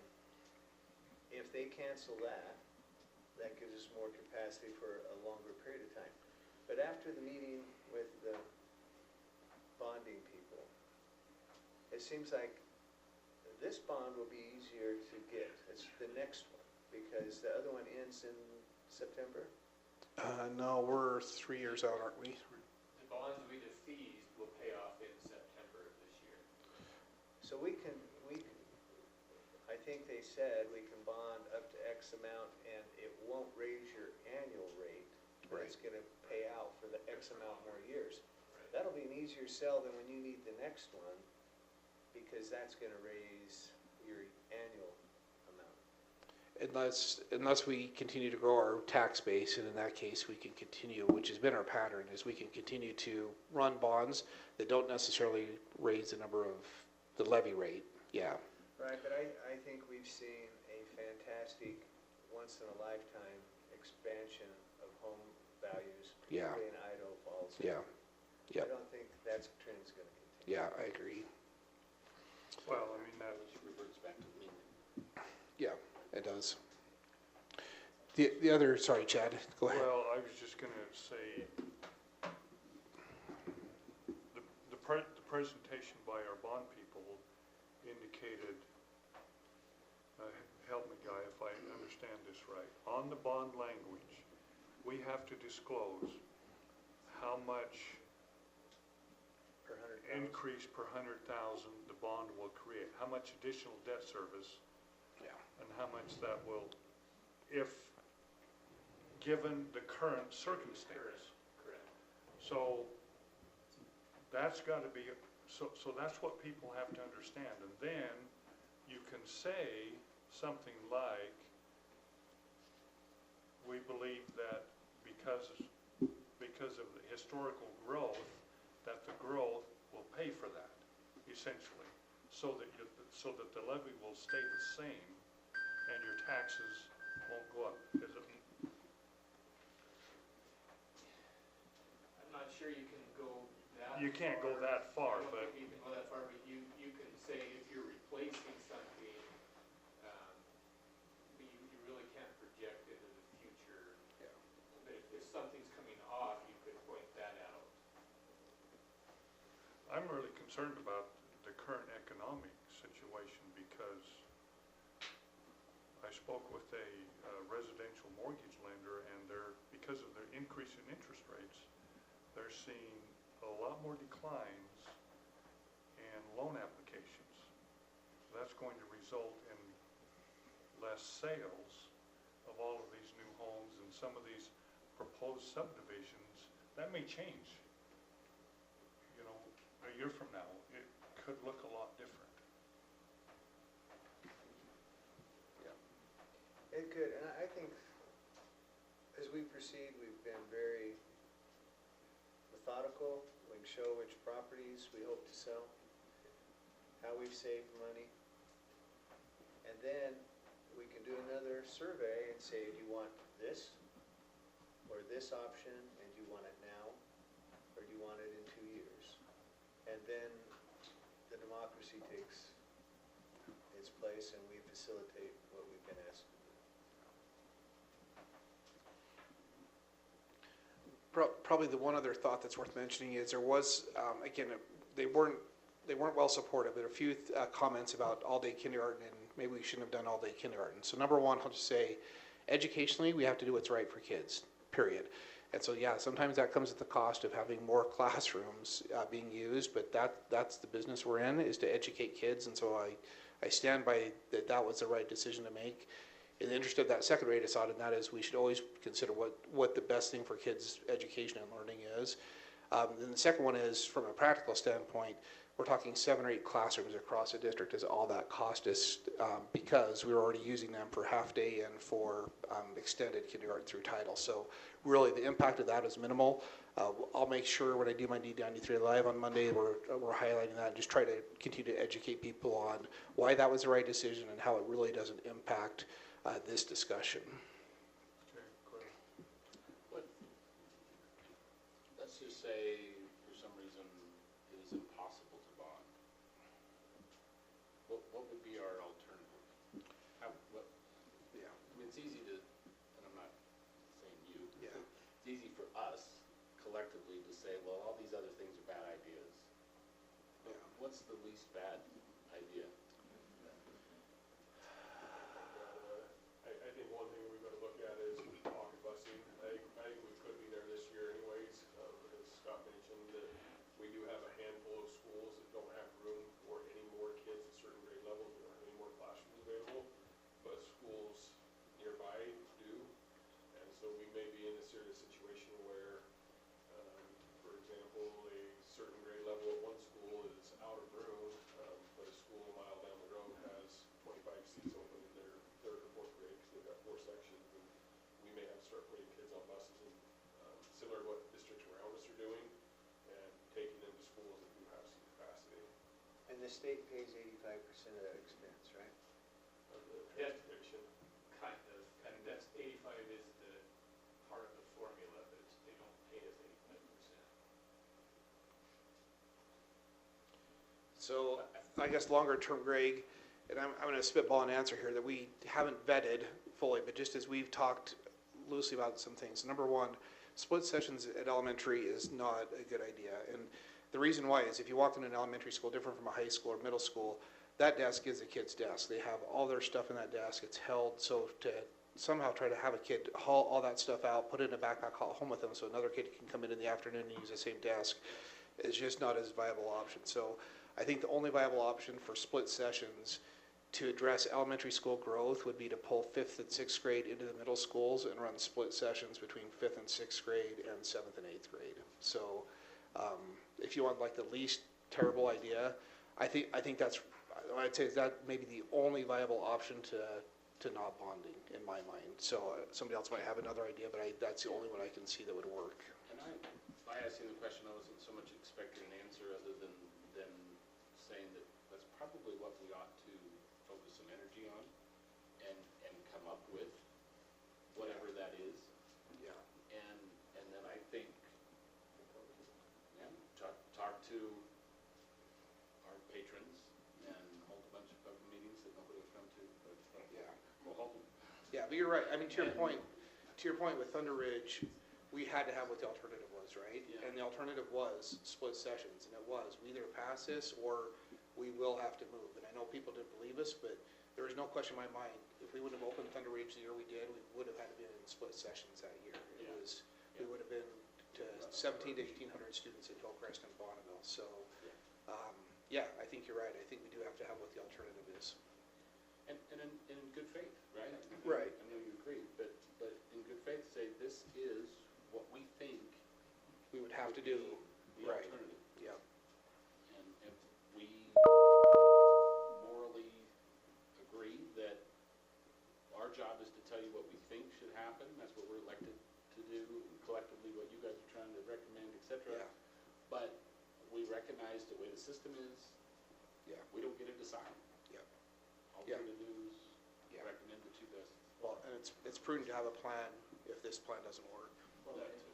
and even with our boundary change of the new section over here going to Falls Valley, we've had a few phone calls with parents that now moving into the houses, they're saying, wait a minute, I heard we go to Falls Valley, that seems dumb. And, we have the conversation with them, here's the reason we did that, here's why, and they understand it. Still not happy, the next question is, well, can we go to girls somewhere? Well, we can try. But I think those are all things, same with pocket busing, right? When we do these things, people get excited about it, but those are all options we have to talk about. Okay, good conversation. Guy, let's go to you.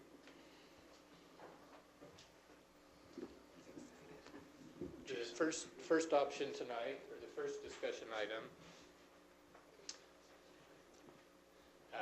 So during the legislative session, the legislature appropriated some funding for staff bonuses for the current fiscal year.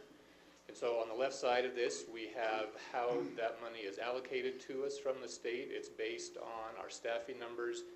So as you can imagine, our staffing numbers, at least on the classified side, change pretty much on a daily basis. And so the state has a snapshot that they capture, that they base our payments on. So these numbers on the left are that snapshot. Based on the number of FTE we had, that went into a formula that produced the amount of money that we would receive. And then the state asked that we pass this on to our employees as premium pay. You may ask, what is premium pay? It's a bonus, but it's called premium pay because that's what they told us to call it. So on the right side is just a synopsis of how we plan to pay this out. So it's basically for $1,000 per FTE. And so we're going to talk a little bit about FTE because that means different things to different people. So at the teacher level, the instructional, pupil service, and the administrative layer of employees, it depends on the contract they sign. So our teachers sign a 190-day contract for 8 hours a day. So in the state's mind, that is one FTE, and they send us $1,000 for them, plus the FICA and PERSI benefits.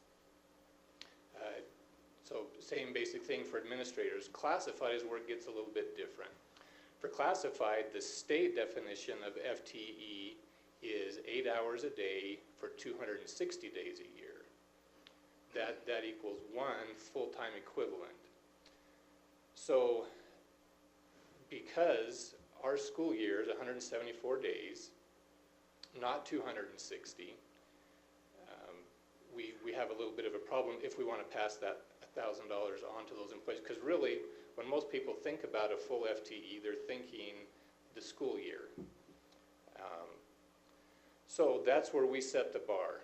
We said we're going to pay anybody who works 8 hours a day, 174 days a year, the $1,000, realizing that we would need some extra funds to do that. And so it will cost us about $225,000 that we'll take from ESSER funds to kind of backfill that and help the classified employees out. That's just a recommendation that we are So, making right, that so, decision. yes. Okay. Yeah, we could have followed the state formula, and then those people would have received about $600 instead. Okay. And so, but because of the environment we're in with our classified staff, we felt it would be appropriate to give them the full $1,000 at that level, and then prorate it down based on hours worked and number of days worked in the year. Why does the state say 260 days for classified when it's actually 174? So there are many classified that do work all year. What percent? 20? Most of them are on the same schedule as teachers. So we have all of our most of our custodial staff, our maintenance staff, technology, district office. Cafeteria, some lunch. aides, all those make a vast Right. majority of So why? Because that's how somebody wrote the rules. I don't know if I know where that originated from, but that's how they calculate classified. I don't know. I think it'd be difficult to do it any other way because there's no other consistent denominator to use. Ours are 174. If I go to Blackfoot or a 4-day school year, school day district, it's going to be much lower than that. Some may be higher than 174. So there's just not a common denominator to use except for the 260. Whereas on teachers, there's a certain number of days. So They're contracted. based on the contract days. Well, I think in the environment we're in, and they make the least amount in the district, that it's more critical for them at this time, so. So the state asked that we share this plan, the plan that we would recommend for our school district, and have the board approve it because this is money that was not in the original budget for this year. And then just the money will be included in their May payroll. And the 200 and some odd thousand we have to take out of ESSER, we're feeling good about where that leaves us. Yeah. Yes. I would say in this environment, there's no better use of funds right now than to try to pay our classified and certified employees. So Guy, we're keeping really close track of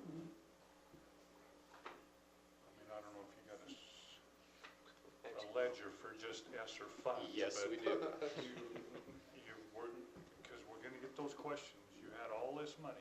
Yep. All this ESSER money. And we're going to talk. What'd you do with it? We're going to talk about that again Okay, tonight in great. just a few minutes. Yep.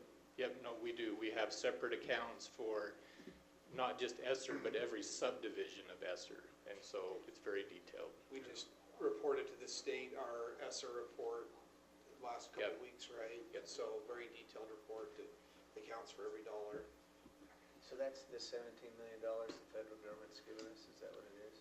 Yeah, it's a little bit more than about 18.5. But we've not. That's the one We've time. not asked for the levy increases and subsidized it with that money, correct? Right. Yeah. Or we did ask for it and it was denied, and so. Instead of making cuts. Right. Okay. All right, go ahead, thanks. So this is an action item. Oh, And I would are we to that point? Yes. Okay, Yep. all right. so move. Second? Moved by Paul Jenkins, seconded by Greg Calder. Any further discussion on that motion? All in favor? Aye. Motion carries. Thank Okay. you. All right, are you done? Nope. Yep. Now to the district key Nope. financial indicators. Now we have Okay, second item. We're going to talk about some. because when Scott was flipping through, there was a lot more information. So I'm going, you're Yes. not done for Nope. sure, are you? No, but we'll go as quick as you'd like or as quick as we can. Okay, go ahead. So we want to spend just a little bit of time talking specifically about staffing numbers as they relate to finance. Sometimes we talk in such a big picture, we wanted to get into some of the details of this. And so this is a picture of our staffing for this year. So across the top you have the funded FTE, and again, so we just talked about what FTE means for both classified and the teachers. The actual FTE is what we actually have in our district this year, and then the difference and the percent difference, and then down the left side are the different categories. So if we just take the top one, we have 676 funded FTE, 659 actual FTE, so we're down below because the state has what's called use it or lose it flexibility, where we can hire fewer teachers and still get paid the same as a result of the recession. And each year that amount shrinks a little bit. And so we're eventually, I would anticipate, unless something changes in the funding formula, that we'll get to where we have to be at our funded number or we would lose funds. Some of it is that we haven't been able to replace personnel as well. So we, No. Not in instructional. Yeah. Not in instructional. So Randy, this is a strategy we've used to pay teachers more. So by hiring fewer teachers than the state funds, then we can use those savings and turn it into higher pay for our teachers. One of the challenges has been, we started that back when we had 91% flexibility, and every year that we lose that flexibility, it diminishes our ability to use, we don't have the same savings to turn around and pay teachers more. So it's been a significant challenge for us. I thought in a previous meeting, maybe I'm getting them mixed up, we paid out $1 million less in some payrolls because we could not find personnel. Classified. in classified. Okay. Yep. So let's go down to the classified line.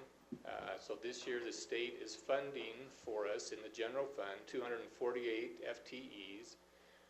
We have 315. That 350 number normally would be 40 to 50 higher because of the ones that we weren't able to hire this year. So even with that, we are still at 127% on our classified. So a pretty big difference there. The state doesn't tell us how to spend our classified, it's just an allocation, and then we decide how to allocate that. The last two categories. Yeah, you might, if I remember correctly, the classified, again, reminder that that's one person, 260 days. Most of our people don't work that. So we don't have 315 classified employees. We have more like 700 or 800. Right. But the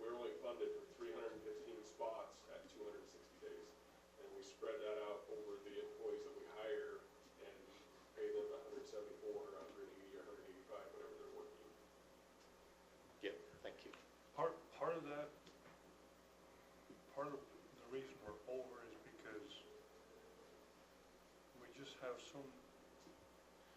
we just have so many facilities to take care of. I mean, our janitorial staff, our grounds, all of that stuff. Yeah. Just takes that many more people than what the state is allowing us. Right. So the funding formula that we're operating on mainly goes back to 1995, where there weren't really needs for computers in the school. There's just, and you think of the technology staff that we have now compared to 1995, and in every other district, it's a big difference. So that's definitely one area where things have changed. The other key area that's changed is special education, and our approach to special education is radically different now than it was 20, 30 years ago, and so it does take more. We are using more classified staff to help meet those kids' needs than we ever did back in the 80s and 90s. And maybe before a guy hits those bottom two, I think it's worth noting on the administrative, we don't have that same rule that we have to hire 97% of our administrative staff. So we're only hiring 82%. And again, just like with teachers, we're using that savings to be able to pay the administrators we have above what the state pays. So there's key strategies we use to increase pay. So sometimes admin pay gets a target on it, but one key way we can do that is by hiring fewer administrators. Admin would be all principals, assistant principals, and certified district office staff.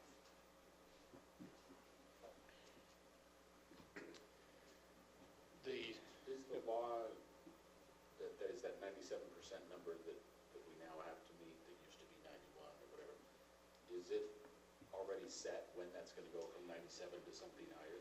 Yeah, it changes every year based on your class size. If our class size is higher than the state average, then we lose a percent that year. So it penalizes poor districts, because if I'm District 91 or Boise that has a rich supplemental levy, they can hire more teachers, and they don't. And then they also get the benefit of this flexibility where we're hiring the fewest we can't compete with the number of staff they have, and then we end up losing the flexibility. It's a catch-22. Is there any legislative sympathy for that? So this, in other words, do you think there would be any?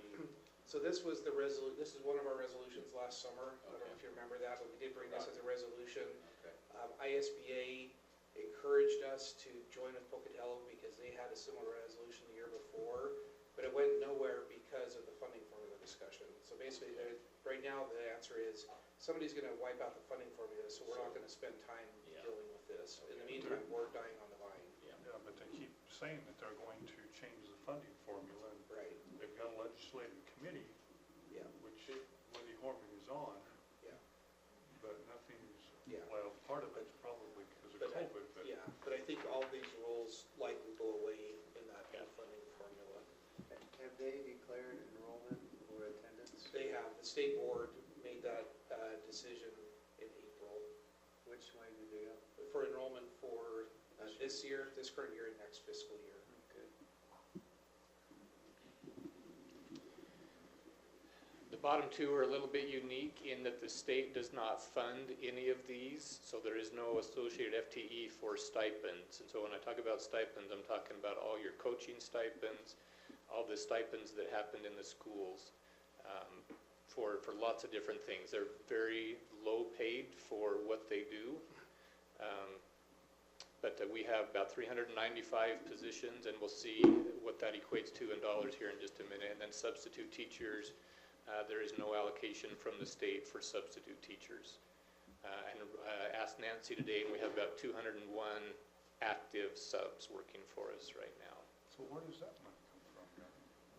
So it's called the distribution factor, or the discretionary money that schools get. It's the number that the legislature sets that multiplies by basically our best 28 weeks units, or our best 28 weeks enrollment this year. So they really are paying for that? Well, not directly. So that discretionary money has to be used for utilities. It has to be used for everything other than salary and benefits. Okay. And health benefits, medical insurance comes out of that as well. Yep. So, and the the supplemental levy. I mean, those are the two things Those we are the have. things. Right. This bit of discretionary money and the supplemental.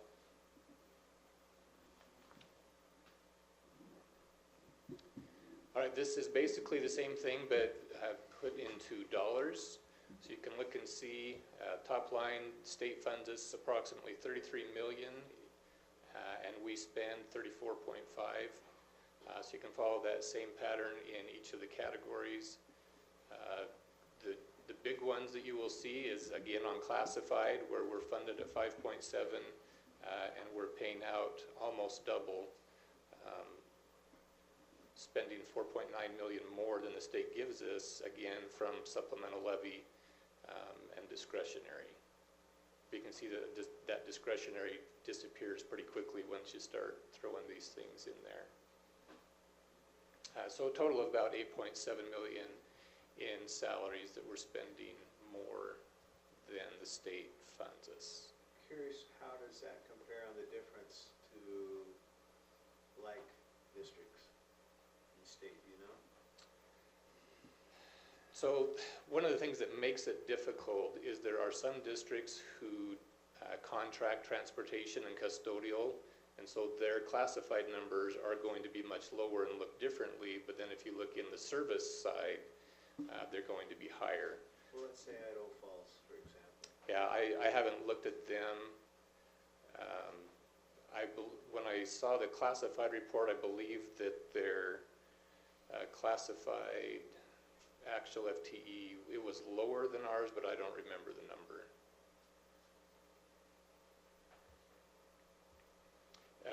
I will tell you, just as I've been working in Jefferson School District more recently, that classified number for them was very close, if not below, what the state funds, because they didn't have a supplemental levy.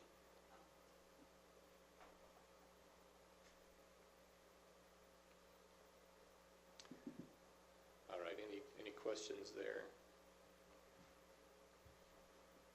So that 8.7 numbers for this fiscal year that we're looking at, but that could be significantly different in prior years or whatever.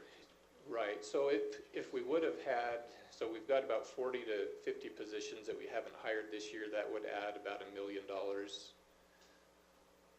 And so, but generally, it's not going to be a lot different. Okay. I just, without going back to research, I know that instructional number is held pretty tightly. I think in the years I've been doing negotiations, we've always been at about $1.5 million more than the state is what we've been putting into teacher salaries. I think administrative salaries, the same thing. We've been really close to about $500,000 more than the state funds for those. So those are two I guess I paid more close attention to. I haven't had eyes on classified as much. And stipends, stipends have gone up by probably 3% a year because we were trying to match the increase in the career ladder to those stipends. So the stipends average close to 3,000 a piece then? Yeah, that's a pretty close number. Yeah. Across the board, when they're all average $1,200 for a stipend and upwards to close to $5,000 for an experienced coach with 9 or 10 years for certain positions. Does the gate income come in to help offset that stipend? Or where does that? The gate income helps the schools, transportation when they go outside of the range, uniforms, equipment. Officials. The schools and the officials, that's a huge part of it. Okay. They're paying all of those at the school level, and the gate's where they used to take care of that. So the district has always shouldered the cost of the stipends. That's been our significant contribution to extracurriculars. And then we've really tried to let schools handle the rest of the costs. And the other big contribution is transportation. We provide transportation, I think it's about 180 miles, and then the schools pick up the difference if they go further than that. So people want to know where the supplemental levy goes. Yeah. We got a 5.8 and we're still not matching what we're paying above in salaries. So that's the kind of the cold hard truth of it. In the short run, ESSER might be an explanation, but Yeah, so to that point, I mean, 5.8 for the supplemental plus 2 for the emergency is 7.8, so we're still 900,000 short of this. And that's really what's hurting us, right, where we're using the extra dollars is to backfill that 2 million from the emergency, because we have not reduced these costs by 2 million. Although we have had lots of discussions about that. We really don't have the flexibility, as we talked about, on the instructional and administrative side. The only flexibility we have is classified, and those are not fun discussions. So here, Chad, this goes back a little bit to what you were talking about, is who are these classified? So the state categorizes them much more broadly, so I tried to narrow it down into things that made a little bit more sense. And so the school support these are the paraprofessionals at the schools, overflow aides, duty aides, classroom aides, school secretaries, and then we have the special education, lots of different categories there. Custodial maintenance, 92, transportation, 87, and district support of 31. So this goes back to Heath was talking about the number of employees that we have. And again, this is just in the general fund. We have 540 people that make up the 315 FTE that the state, or that we have, but the state only funds 248 of those FTE. So the year-round ones are pretty close to 20. It'd be just district support and custodial.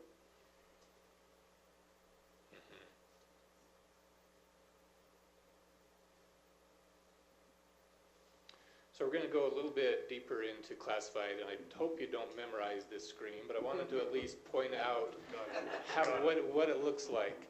So this is the salary schedule we use for classified, and so we've just got different levels down the left side and then columns going across, and the columns identify each different job description of our classified employees. And I don't expect you to read it, just want you to be able to see, we do have a schedule that says when you are hired as this position, that position is in this column, in this row. It's just an intersection of how much experience they have when they come into the position and what the specific position is. How much pressure is on A, B, and C wages? It's got to be incredible. It is. Yeah, so, and so the A is mostly our substitutes, not teachers, our substitute classified staff. But yeah, it's definitely a problem.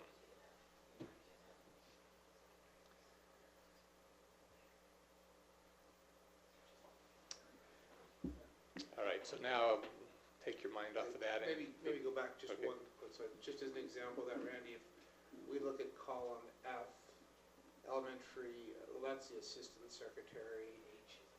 H, is that where the secretary is? That's attendance clerk. Where's our, is that where the elementary secretary is? And it may show, I had to cut it off because it wouldn't fit on the screen. I think it's right H. at 10:30. We had an elementary secretary position go unfilled for almost 4 months this year. So we went without an elementary secretary for that many months because we simply, people couldn't take the job. And we had applicants, when they saw what the pay was, they just simply couldn't do it. So Are you talking about the secretary at the front desk that runs the school? That one? Yep. that's the one. That's all we get there. It's in K. Is it K? Yeah.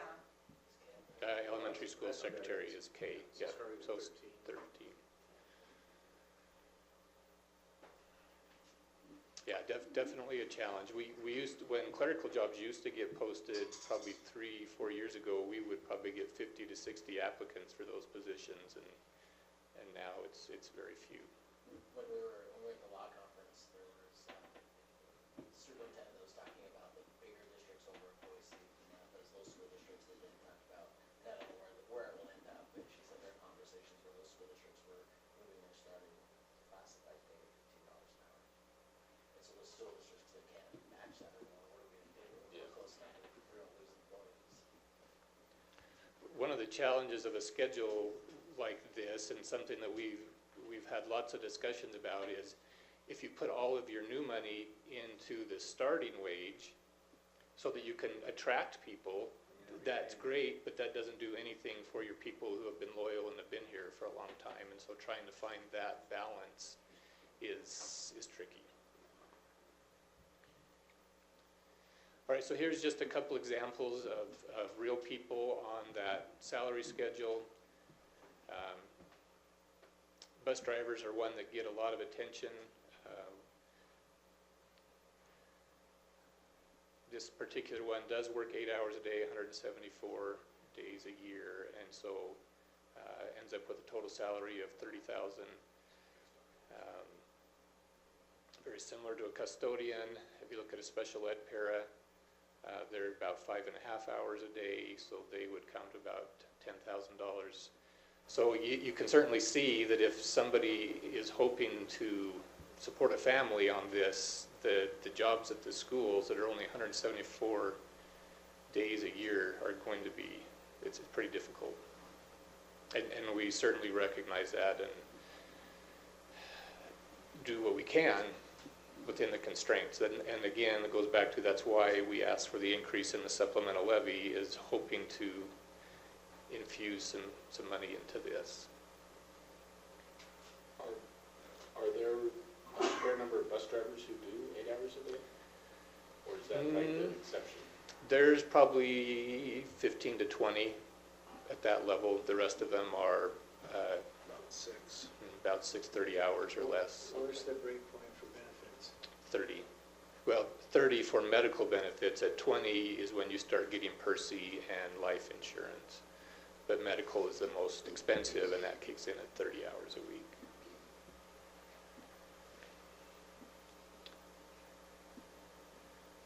All right, before we go on to ESSER, any questions on classified staffing or certified? Is that helpful information? I know the board's asked for like key financial indicators. To me, this is probably one of the most significant ones, just to have a more clear understanding of where our pay is, where especially when it comes to pay versus funding and the differences. So it's one thing to say that 90% of our pay goes to salary and benefits, but I think it's, breaks that down to give a clear picture of why. Yeah. So the crossing guard spends, it's what, $15 essentially for a day's worth of work? Yeah, and stands there in the cold? A lot of the times, the crossing guard will also have another position within the district. They may be an overflow para, or they could be a library aide. But once in a while, we do get people who that is all that they do. You're not doing it for the pay, that's for sure. No. And it's dangerous. Yeah, Yep. someone in the neighborhood that says, okay, I'll do it, help the kids. All right, now even more excitement, talk about ESSER funds. So I'm going to remind you, so this was back in February. It was a kind of a late board meeting at Bonneville High School, and we looked at this slide, but just kind of want to take you back there for just a minute. We have about 18 million in ESSER funds that we get to spend. So over on the left, we've got 3 million of the 18 million that has very tight strings that has to be spent for very specific things. That leaves about 15 million that we can spend. I don't know what the loose string. A little more discretion. We have more discretion. And so just, we've got 4 years to spend that. They run out in September of 2024. And we have used a lot of this just to backfill our needs. As we talked about, we no longer have the emergency levy of $2 million a year, and also the cost of opening Black Canyon Middle School, about $750,000 each year. And so we haven't done anything to deal with that other than use our ESSER money. So here's just a quick snapshot. ESSER 1 is completely spent. We have claimed all of our money from the state. I divided the expenditures into 2 different categories. One, on the far right, the direct COVID expenditures, and then the other piece is what we use to backfill in the general fund. So ESSER 1, right when the pandemic hit, we spent a lot of money on masks, on Chromebooks, lots of different things to prevent and prepare for the pandemic, and so it makes sense that we spend $1 million there. ESSER 2, we have spent 100% of that. Quite a different story. 5.2 million, or 93% of that, was used to backfill the general fund. So you may remember about a year ago when the legislature concluded, because of ESSER money, they did a substantial holdback for schools, expecting us to use our ESSER funds for that, which we used a pretty significant portion. ESSER 3, we have started spending that. That's where a lot of the learning loss money is that is dedicated. So we haven't spent a lot proportionately of this yet. So I'll give you just a minute to kind of think that through, and what does that mean for us? So as we look ahead, if we've been backfilling with ESSER funds, we're going to continue to backfill with ESSER funds unless we make some pretty dramatic reductions. So that kind of goes back to the discussion we had at Bonneville, is what is the right way to use this ESSER money. My best projections right now is that I'm going to need $2.5 million in both FY23 and FY24 to keep the general fund at a 5% contingency. And that depends. I mean, there's lots of variables that can affect that, but we should be somewhere pretty close to that. And then if that holds true, that would leave us with about $3 million of ESSER 3 money that we have discretion on for other items. ESSER runs out, and this is it? Or is there more ESSER funds? This is it. So that's the thing that's of concern, is the $750,000 per year for Black Canyon Middle School will not go away. Right. It kind of will. Well, was that? It kind of will. Will it? Yeah, so the guy can jump in if he thinks I'm totally off base on this, but again, just going back to the discussion about our staffing, right? So our biggest budget expenditure is staffing. Right. And so when you open up a new school, now we're adding all this additional staff for essentially the same number of students we had when we had two schools. Right. So that's where that $750,000 cost mostly comes from. There is utilities as well, but a lot of it's a function of staffing. So I just ran quick numbers, and as we grow by essentially 125 more middle school students, that will generate the revenue that we need to pay those salaries. So, and of course, we'll be behind because we'll have to increase wages over the time and those things, but that's eventually we'll grow back into that as we spread out those 125 kids among the three schools. It's not going to take many more staff members because those schools are already staffed to handle that. Does that make sense? I mean, we're talking 40 kids per middle school. That's not going to add in any additional classified positions. So is that somewhat helpful? And even certified, it's not going to even really add in certified when you spread out 40 kids among that, well, two positions. And so most of that Black Canyon is classified. Right. Positions, Yeah, because the certified's funded from the state. So yeah, so the 3/4 we don't have are from all the additional classified positions, the custodial, the office staff, those positions we had to add. What percent of the classified, not that I'm looking to cut them, but that you have to get money? There's quite a few of them for the special education and. Well, special education isn't funded. At all? No. Minimally. It's just, there's nothing from the state for it. But don't somebody require so many adults per students in certain applications? So for classified, it's based on your number of students that are enrolled. Goes through a formula and spits out a number that says we get 248 FTE. Right. Nobody tells us how to use those. What we are told is when we get into an IEP meeting and they have to dedicate resources. It could be a one-on-one aid, could be lots of different things. So the IEP requires that person, but the state funding does not. Yep. And the federal funding for special ed is now 20 years old, right? The funding formula from the federal government. How would you describe your staffing is completely at the level you feel is adequate? Or there's no way you think we're overstaffed? How far do you think we're understaffed, I guess, is really the question. So you know, Guy has a great perspective coming from Jefferson, and so if we want to run our schools with a bare bones custodial staff, then we're overstaffed. And now that means our schools aren't going to be as clean, they're not going to be as well maintained.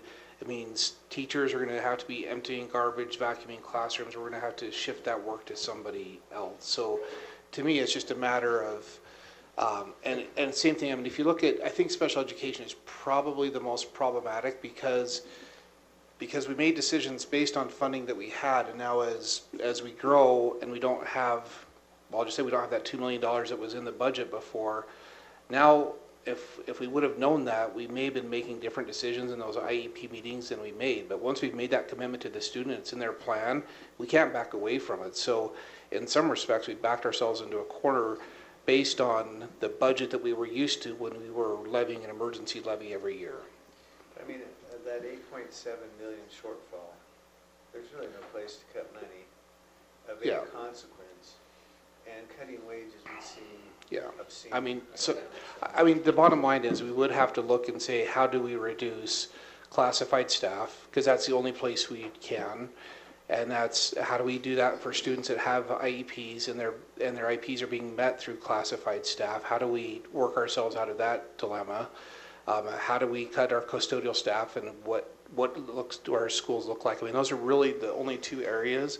And I guess you could look at somewhat on clerical, but our clerical is pretty bare bones. We have had some discussion with our principals, and we've identified not many, but just one or two positions per school that maybe we can get away without.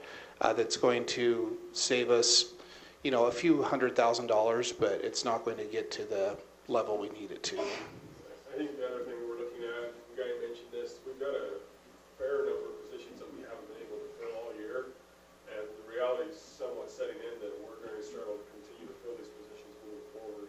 And so we'll be spending some time over the next couple of months of looking at what are the most essential positions that we have to have, and can we move people to different positions and start eliminating some of those positions that we haven't been able to fill. The hard thing is, as Scott mentioned, over the last 10 or 15 years, we've become accustomed to having those extra helps and extra supports. And so we hear a lot of concerns that we don't have as much support this year.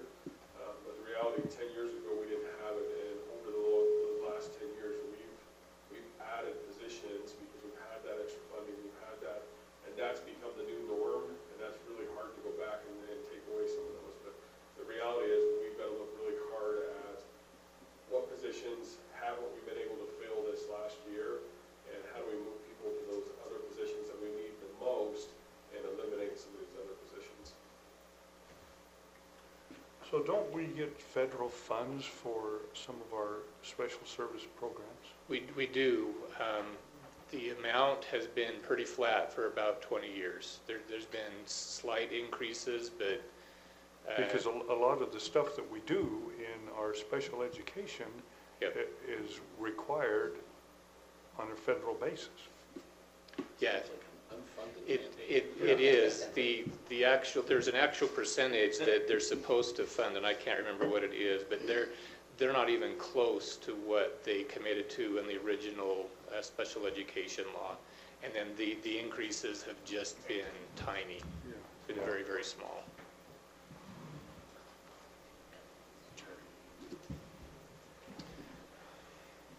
The only other thing I wanted to say on this slide, and I think this is the last one, is we get asked a lot of times, what are the specific things that you have spent your ESSER money on? So ESSER 1, I've got a list of all the PPE, all the Chromebooks, I mean, very, very detailed. ESSER 2, where most of it has been spent on backfill, I have a list, but does it matter?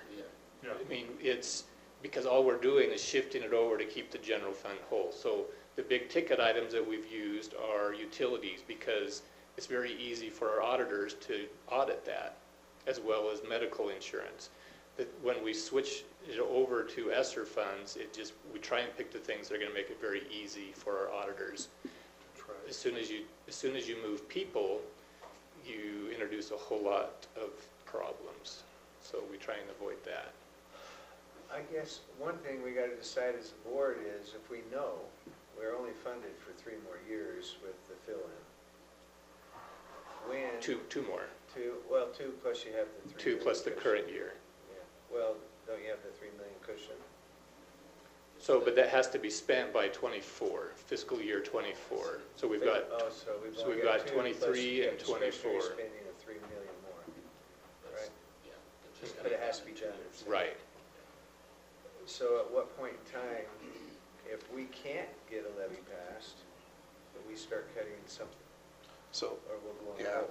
if you're okay, we just had a pretty good discussion about that, Randy, and I guess my suggestion to think about for the board would be that next year we continue to backfill with ESSER. There's not a lot of other needs we have with the ESSER dollars. So I appreciate the learning loss dollars. I think we're doing some good things with that. And I don't want to go out and spend a whole lot of money on things that we simply don't need. And so using that to backfill, I can live with. And so if we do that this year, and then we do that next year, we plan to do it the following year. Next year we would go out for a renewal of the supplemental levy, still being short, like we know, right? Not asking for the increase next year.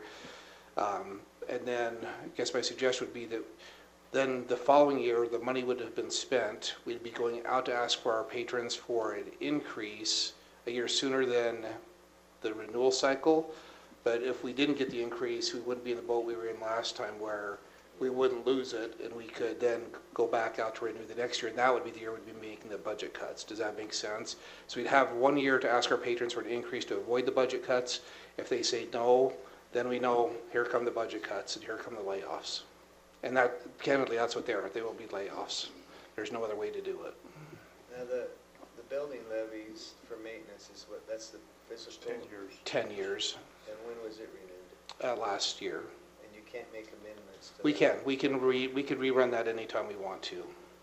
Well, it seems to me we should try, you probably already have, is explain what costs have gone up that are fixed. Yep. And that's been the same. Yep. And the cost to maintain all these buildings, we've Yeah. got, what, 5 Well, new buildings since yeah. then? I mean, John's example tonight is a great example. That's one way that those costs have gone up so much, and the plant levy has stayed the same now for more than 10 years. So if we could get the plant levy closer to covering its costs, we're not pulling it from other places. Yeah. Yeah, and obviously, it's going to be difficult because the patrons are experiencing that same kind of inflation in their own life. And so it's not just us. And so for them, it's going to be difficult for them. It's a really hard sell. It is. It is. Just because I need to take the shot while I can. Meanwhile, the state's sitting on a record surplus, and we all got checks back from the state that could have been invested into schools. And I guess that's where my frustration is I feel like we're still out here dying on the vine at the local level, and we had a record surplus at the state, which I just do not understand why. And again, I don't want to. I don't want to, ignore the fact that they have done some good things for us this year with addressing the additional costs for health insurance and those things, but we still have a lot of needs that are not being met from the state. Okay, continue on, Guy. Okay, that was the final slide. Okay, that was great. No action required on the No action required. Thanks for that presentation, Guy. Appreciate it. Jason. Really quick. She's always on me. All right, so we have a couple of policies, and the first policy is the first policy is policy that we actually had final last month. But if you remember, we said we were going to bring it back because there were a couple of things legislatively that were passed. The first one is just if you're doing a full textbook adoption, not a supplemental, but a full textbook adoption, they had specific requirements that you needed to have as a part of that committee. Our old policy said a quarter of the committee needed to be, I can't remember the wording, needed to include, persons other than school board members or employees, and they switched that to half. And the other piece to it was that you needed to have parents on that committee as well. When they first had the legislation out, it had like all these different requirements, but I think what came back was rural schools are saying, wait a minute, we can't get all of these people in there, so that's what it went to. We needed to change that. So Jason, who makes up that committee then? What was the final bill and what was the final result? It just, if we're gonna have say 10 members, half of them need to be parents or patrons of the community. So it's our choice on the total numbers? Yeah, they didn't have a specific. 12 or something. The first one did. It had a specific number. It was very specific in the numbers, but I think as a part of what I had heard was the rural schools are saying, wait a minute, you want us to have 12 people? We're going to struggle getting 6, and so the specific number went away. It just went to half of that committee would need to be made up of parents, patrons, not a school board member. So typically what we would do is we would, I would say our number would be around a 10 to 12 committee, and we'd have, if it was an elementary adoption, we'd have a number of elementary teachers, we'd have patrons involved in that as well. And half of those would have to be patrons or parents. The second question I have, and I've read through this, and you probably weren't on the board, Randy, when we dealt with this policy, but so that was a long. That was a long meeting. Right at the beginning of COVID, too. Yeah, it was. Yep. Just insult on top of each other. If a high school student takes exception with material, there's recourse for the high school student and parents. Yep. Okay. But dual credit is a little more complicated. But that's what I wanted to bring up. Yep. Dual credit is different. Yep. They can take exception to the material, but basically their only choice is to drop the class. Right. Yes. Well, they could stay in the class. They may not get the dual credit credit. It would only be for high school credit. Because what and really what we came down to, there's a big discussion on, and if you remember, we had ISU here, we had lots of people. It was really good. I mean, it was really good conversation. But, didn't change anything though. And so what the college is saying, wait a minute, we have our accreditation, and a part of our accreditation, our teachers have to be able to have that academic freedom. And with that, what we said is, well, but our board still makes that determination of what's approved or not approved. And so one of the things that came from that is we said, okay, we're going to have our dual credit courses, those syllabuses are going to be reviewed by Corey. If there's any new content within that, that's going to be approved by the board. Now, if a parent comes in and says, well, I don't like this novel that's being taught, and I don't want my kid to go through that novel, if that's been approved, whatever else, then the parent would say, what the teacher would, or principal would say to that parent is, okay, we can take this assignment out, but that has been approved through the syllabus of ISU or whatever the college is, so your child may not get, or the conversation would be your child's not going to be able to get the dual credit. They'll get the high school credit, but they won't get the college credit. Okay. All right. The students and parents don't get to dictate what universities teach. Right. And for us, with it being a dual credit, a little more, because when we first started having the conversation, we're like, well, it's the university is actually approving the syllabus of that teacher. So that teacher has still the ability to be able to choose those novels, knowing that if I'm a high school teacher, I'm going to have, it's not just a junior English class in college. It's, I'm going to take into a number of different things into account. That if I'm just teaching a college course to juniors, I may not take that same thing into account. But now being a dual credit course, they may take that into account as well. Unless you're like you, the damage tables into account. Just speaking from personal experience. Yeah. So that was the other thing that we did.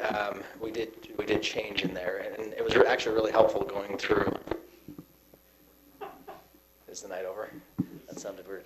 The other thing that we took into account, and I thought Randy did a very good job bringing up. I don't know if you remember, he had a question about what we had said is if there is concern of the material that's being, and whether it's, and we always have to remember there's a couple of things. So we had a really good committee meeting. We had a parent that, we had book in an elementary school, not the teacher was teaching to the whole class, but was available in a teacher's classroom library. And a parent didn't want that in there. And so what we did is we used this policy as a test, which actually I thought was a really good test run and a really good policy, honestly. I feel like so what we did is we put a committee together that had a classroom teacher of the grade that the book was being contested, if this is the right word or not, but parent had an issue with that book, and so we didn't use the school or teacher that the concern was in, but we found another grade level teacher. We had a certified librarian. We had 2 members of our learning instruction team, and then we had 2 parents on that committee. And both sides, the parent that had the concern, they testified of why they feel like it's not appropriate in 3rd grade, and then the teacher testified saying, why they felt like it was there or whatever else, and then we dismissed them, and then the committee makes the determination on if that book, there's 3 options. The book stays where it's at, the book moved to a different grade band, basically, and or it's completely removed. And through that committee, which was awesome conversation, I think I scheduled, I was like, this will only take an hour. I think 2.5 hours later, we made a decision, and we moved it from that 3rd grade level up to like a 6-12 type, just with the content and whatever else felt like that was more appropriate. But within that, what we changed in this policy from the one that we did last month was when the book is being challenged, the policy said before it would stay in there until the committee met. But one of the challenges I had is it was one book we had in the district, and the committee is supposed to be able to review that book and be able to see it and everything else. And I'm like, well, how are we going to do that? So what we changed it to is that the book would be removed so the committee is able to be able to study and research that exact title. Because I'm like, well, I guess we could order 10 copies, but if we're deciding it's an inappropriate book, I don't think we want to buy 10 copies. So I thought that was very helpful. So that was one of the other things that we did change in this policy. So it's 5 days. Within 5 days, somebody makes the claim that you have to form the committee, and 15 is the hearing has to be held. Yes. Yep. And actually that the timeline was great. It was very helpful. We were within that timeline. I think we didn't need the 15 days. I think it was about 7 or 8 days. And really what it was just trying to get the parents scheduled. The other suggestion I had, but I think it'll default in here, is that if it becomes a well-known issue, gets all over the internet, gets in the news, that the board, because they have the statute from the state, that it would go to them, but I think it'd automatically appeal. Yeah, yeah. And that was the conversation I had with both the teacher and the parent, because I had no idea. What I felt was happening at first when we said, well, we're going to move it to a different grade. The parent was saying, I don't think the book should be here at all at first, right? And the teacher wanted the book there. I'm thinking, well, if we're saying we're moving it to a different grade band, both are going to be mad. But actually both parent and teacher were both very, very appreciative of the process and appreciative of the decision. And they, the other part of that was that, because I said to both of them, I said, if you disagree with the decision, then it can be appealed to the board, and that's in that process as well. So how many of our books in our library are going to get picked on in the next 6 months? Well, if you saw, was it Nampa, I think? Nampa, yeah, Nampa. Yeah, it had 22. It'll be interesting, and we have another, I guess within that, let's say a parent sees that their child's reading a library book and is like, what is that? And they look at it and like, I don't know if I love that, but I'm fine with it being a library book. They could go back, have a conversation with the librarian of, hey, I just so you're aware, and then we have a process where our librarians then would let Julie Briggs know, hey, this was one that we may want to look at possibly moving. The parent didn't love it, but was not saying this needs to be removed completely. So we'd have that process before we'd even get to that point too. So I think there's a couple of different things that we have in place to. It's just a good thing that the state law doesn't require you to list all authors and titles of libraries, or they would just use a search and find, and you'd have a group kicking out. And we do have, so as a part of what we've done with our supplemental curriculum, we're not all the way there yet. Most of our library books are in a searchable for us. So if a parent came in and said, hey, I heard this book is in there, I want to see it and I want to view it, then what we can do is we can go and search it and then be able to find it for that parent so they can, because those are supposed to be available for if a parent said, hey, I want to know if you have this book and I want to be able to see it, that we can find those quickly enough to be able to do that. Would it be of our interest as a district to use your committee to review some of what we know are going to be controversial books, and that they are addressed, or wait till it is approached? It's hard, right? Because it's all going to depend on, even in the situation that we just had, at first the parent was saying, I want this book and any other book that has this subject in it out of, I want it gone. And of course now as you sit down and have conversations, they understand, they're more understanding of what it is. It's really hard to say. But I do know when our librarians are adding a new book or anything else, they're reading those and going, okay, how do I feel like that fits, not only grade level wise, but also community, all those different things. So I would say our librarians probably have a pretty good idea on books that they may go, I don't know if this is good for this grade level. Yeah.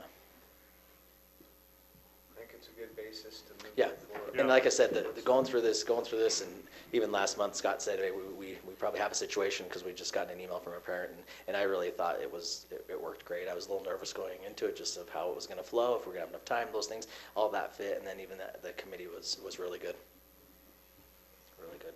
So what we did with this one, instead of starting the process all the way over, we were looking to have, our recommendation was to approve this policy as final today. Okay, very good. So you've heard the recommendation. We need a motion to that effect. I would so move. Moved by Carissa, seconded by Paul. Any discussion, any further discussion on that motion? Hearing none. All in favor? Aye. Aye. Okay, motion carries. All right, policy 2700P1.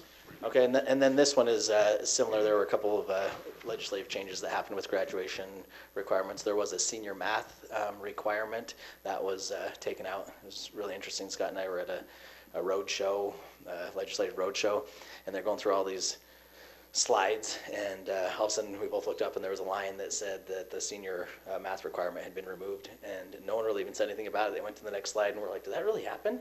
So I started searching board rule, because it's actually in state board rule, and it was already removed. It's kind of a big deal that no one really even talked about. But in our graduation requirements, the senior math, we were striking that for this policy, and then also the college entrance exam.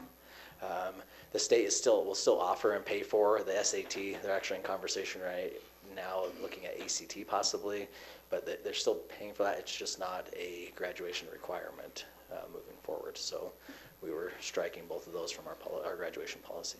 We're following the state. It's not mandated that we do that. We just decided if they're going to be that flexible, we'll leave the flexibility up. Yep. Yeah, and then we have our SAT day for juniors, where all juniors going to take the SAT, and that still will be there. Our students will still be able to take that. There are times that, a student, whether they're absent or whatever else, and they do have a makeup day, there's just times where a student may not have that college entrance exam taken, and we just don't have to, necessarily make sure every kid has done that for a graduation requirement. But we're still going to do as a district, because to juniors, invite Yep. them to take them. Yep. Is that a state law now, still? As a junior? Must not be. No. All it was just the. By the time they graduate, they had to take in a college entrance exam, but it doesn't say where, or it just has to be done. And it's provided by the state right now, SAT wise, but I don't know. Like I said, in fact, Jody Barnes, who's over our assessment, was in a webinar today where they were talking about having talks about ACT, and I don't know what they'll go with that, but. We get the cumulative score back, so we can see where we're doing good. Yep. So one question, Jason, just for my benefit, sorry you guys, but so in mathematics, for example, algebra course is 2 credits, geometry 2 credits, and then 2 credits of math of the student's choice. That's the state requirement. So where we have a trimester, how do you do those credits? I mean, so you're taking geometry for three or 2 trimesters? Two trimesters. 2 trimesters. Yeah, we've had, Scott and I just had this conversation. We were having conversations with high school principals of what we wanted to do, and in fact, we'd even looked at possibly moving that to 8 credits for math, and then well, by that point, if we add another credit, then it has to become now 61 credits. Do we want to have 61 credits for our high school graduation, or do we take out an elective? And so right now we've left it at that 7. So what happens is when a student takes geometry, for example, if they take geometry first and second trimester, that gives them the 2 credits of math. Algebra 1 is 3. So we made Algebra 1 a 3 trimester course. So it's 3 for Algebra 1, 2 for geometry, and then another 2 credit math course. And, yeah, in our comprehensive high schools. Okay, great. All right, so any other questions?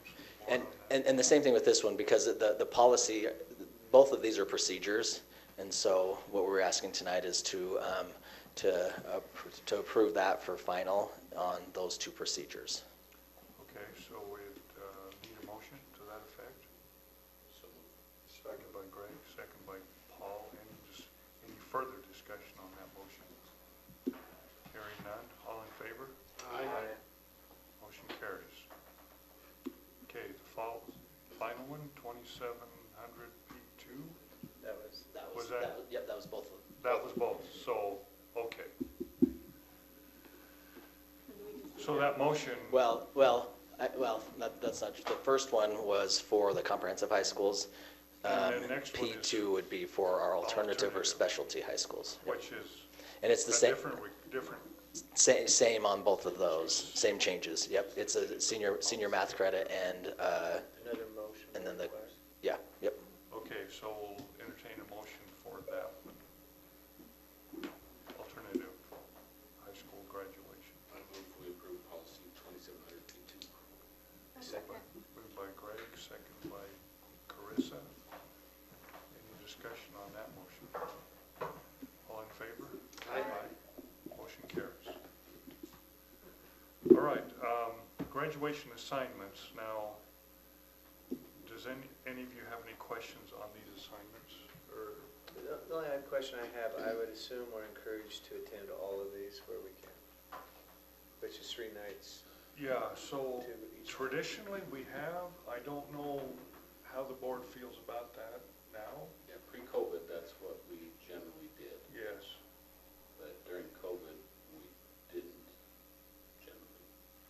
Well, So we probably need to talk about it.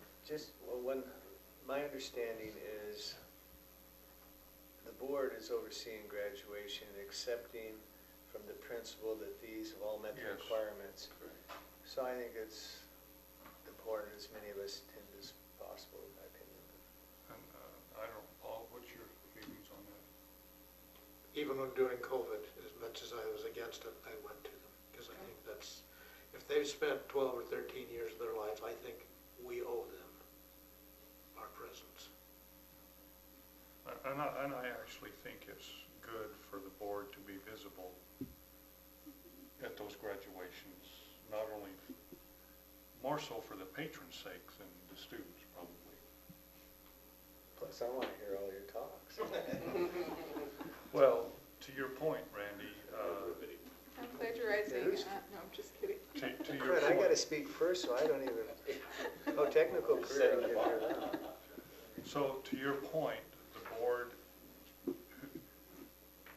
the board member that is speaking does accept the students as eligible to graduate, and there's language to that effect.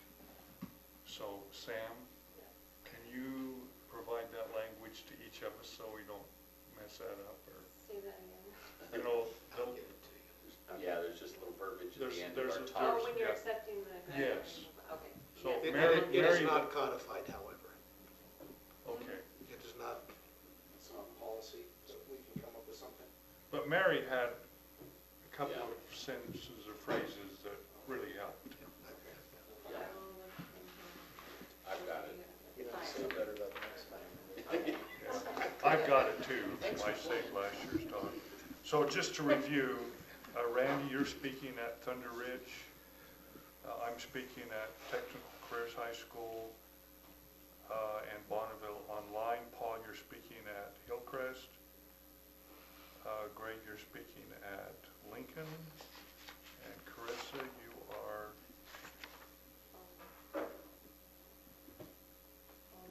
Bonneville. Okay. And are Less than 2.5 minutes. less than 5 minutes. And that is codified. That is codified. 97 Bring seconds. in your timer.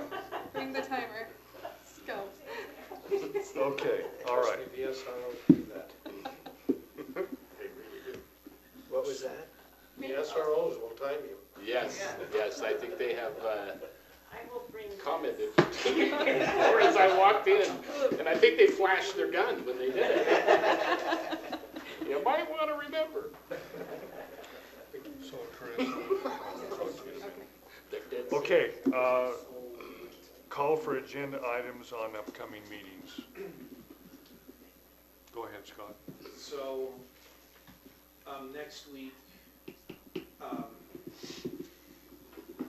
like to discuss a potential sale of property that's north of Lincoln High School. We met with, not Alturas, with Elevate, and they're still very interested in that property, so we'll discuss that next week. I'm trying to remember what else was on. Yeah, could potentially have the master agreement on that one. Oh, yes, and sorry, my apologies, but do have one more revision to the calendar for next year to present to you. It's actually, I think it's great news, but we're working with the Mountain America Center to host our 3 comprehensive high school graduations there. In the interest of cost savings, we would need to do those all in one day. And I think it's be best if we look at our calendar to pull that off. So that's kind of driven us to think about our calendar a little bit differently. So minor changes, but nonetheless ones that the board would need to look at. Okay.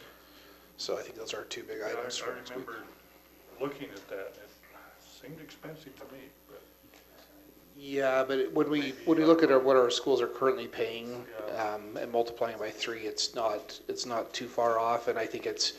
I said the district would help support that. Plus, there's the opportunity to sell advertising that could offset some of the costs. So just overall, it's going to be a much better venue. The other key thing is removing the day before setup. We can do it all the same morning, which is a fairly significant amount of money.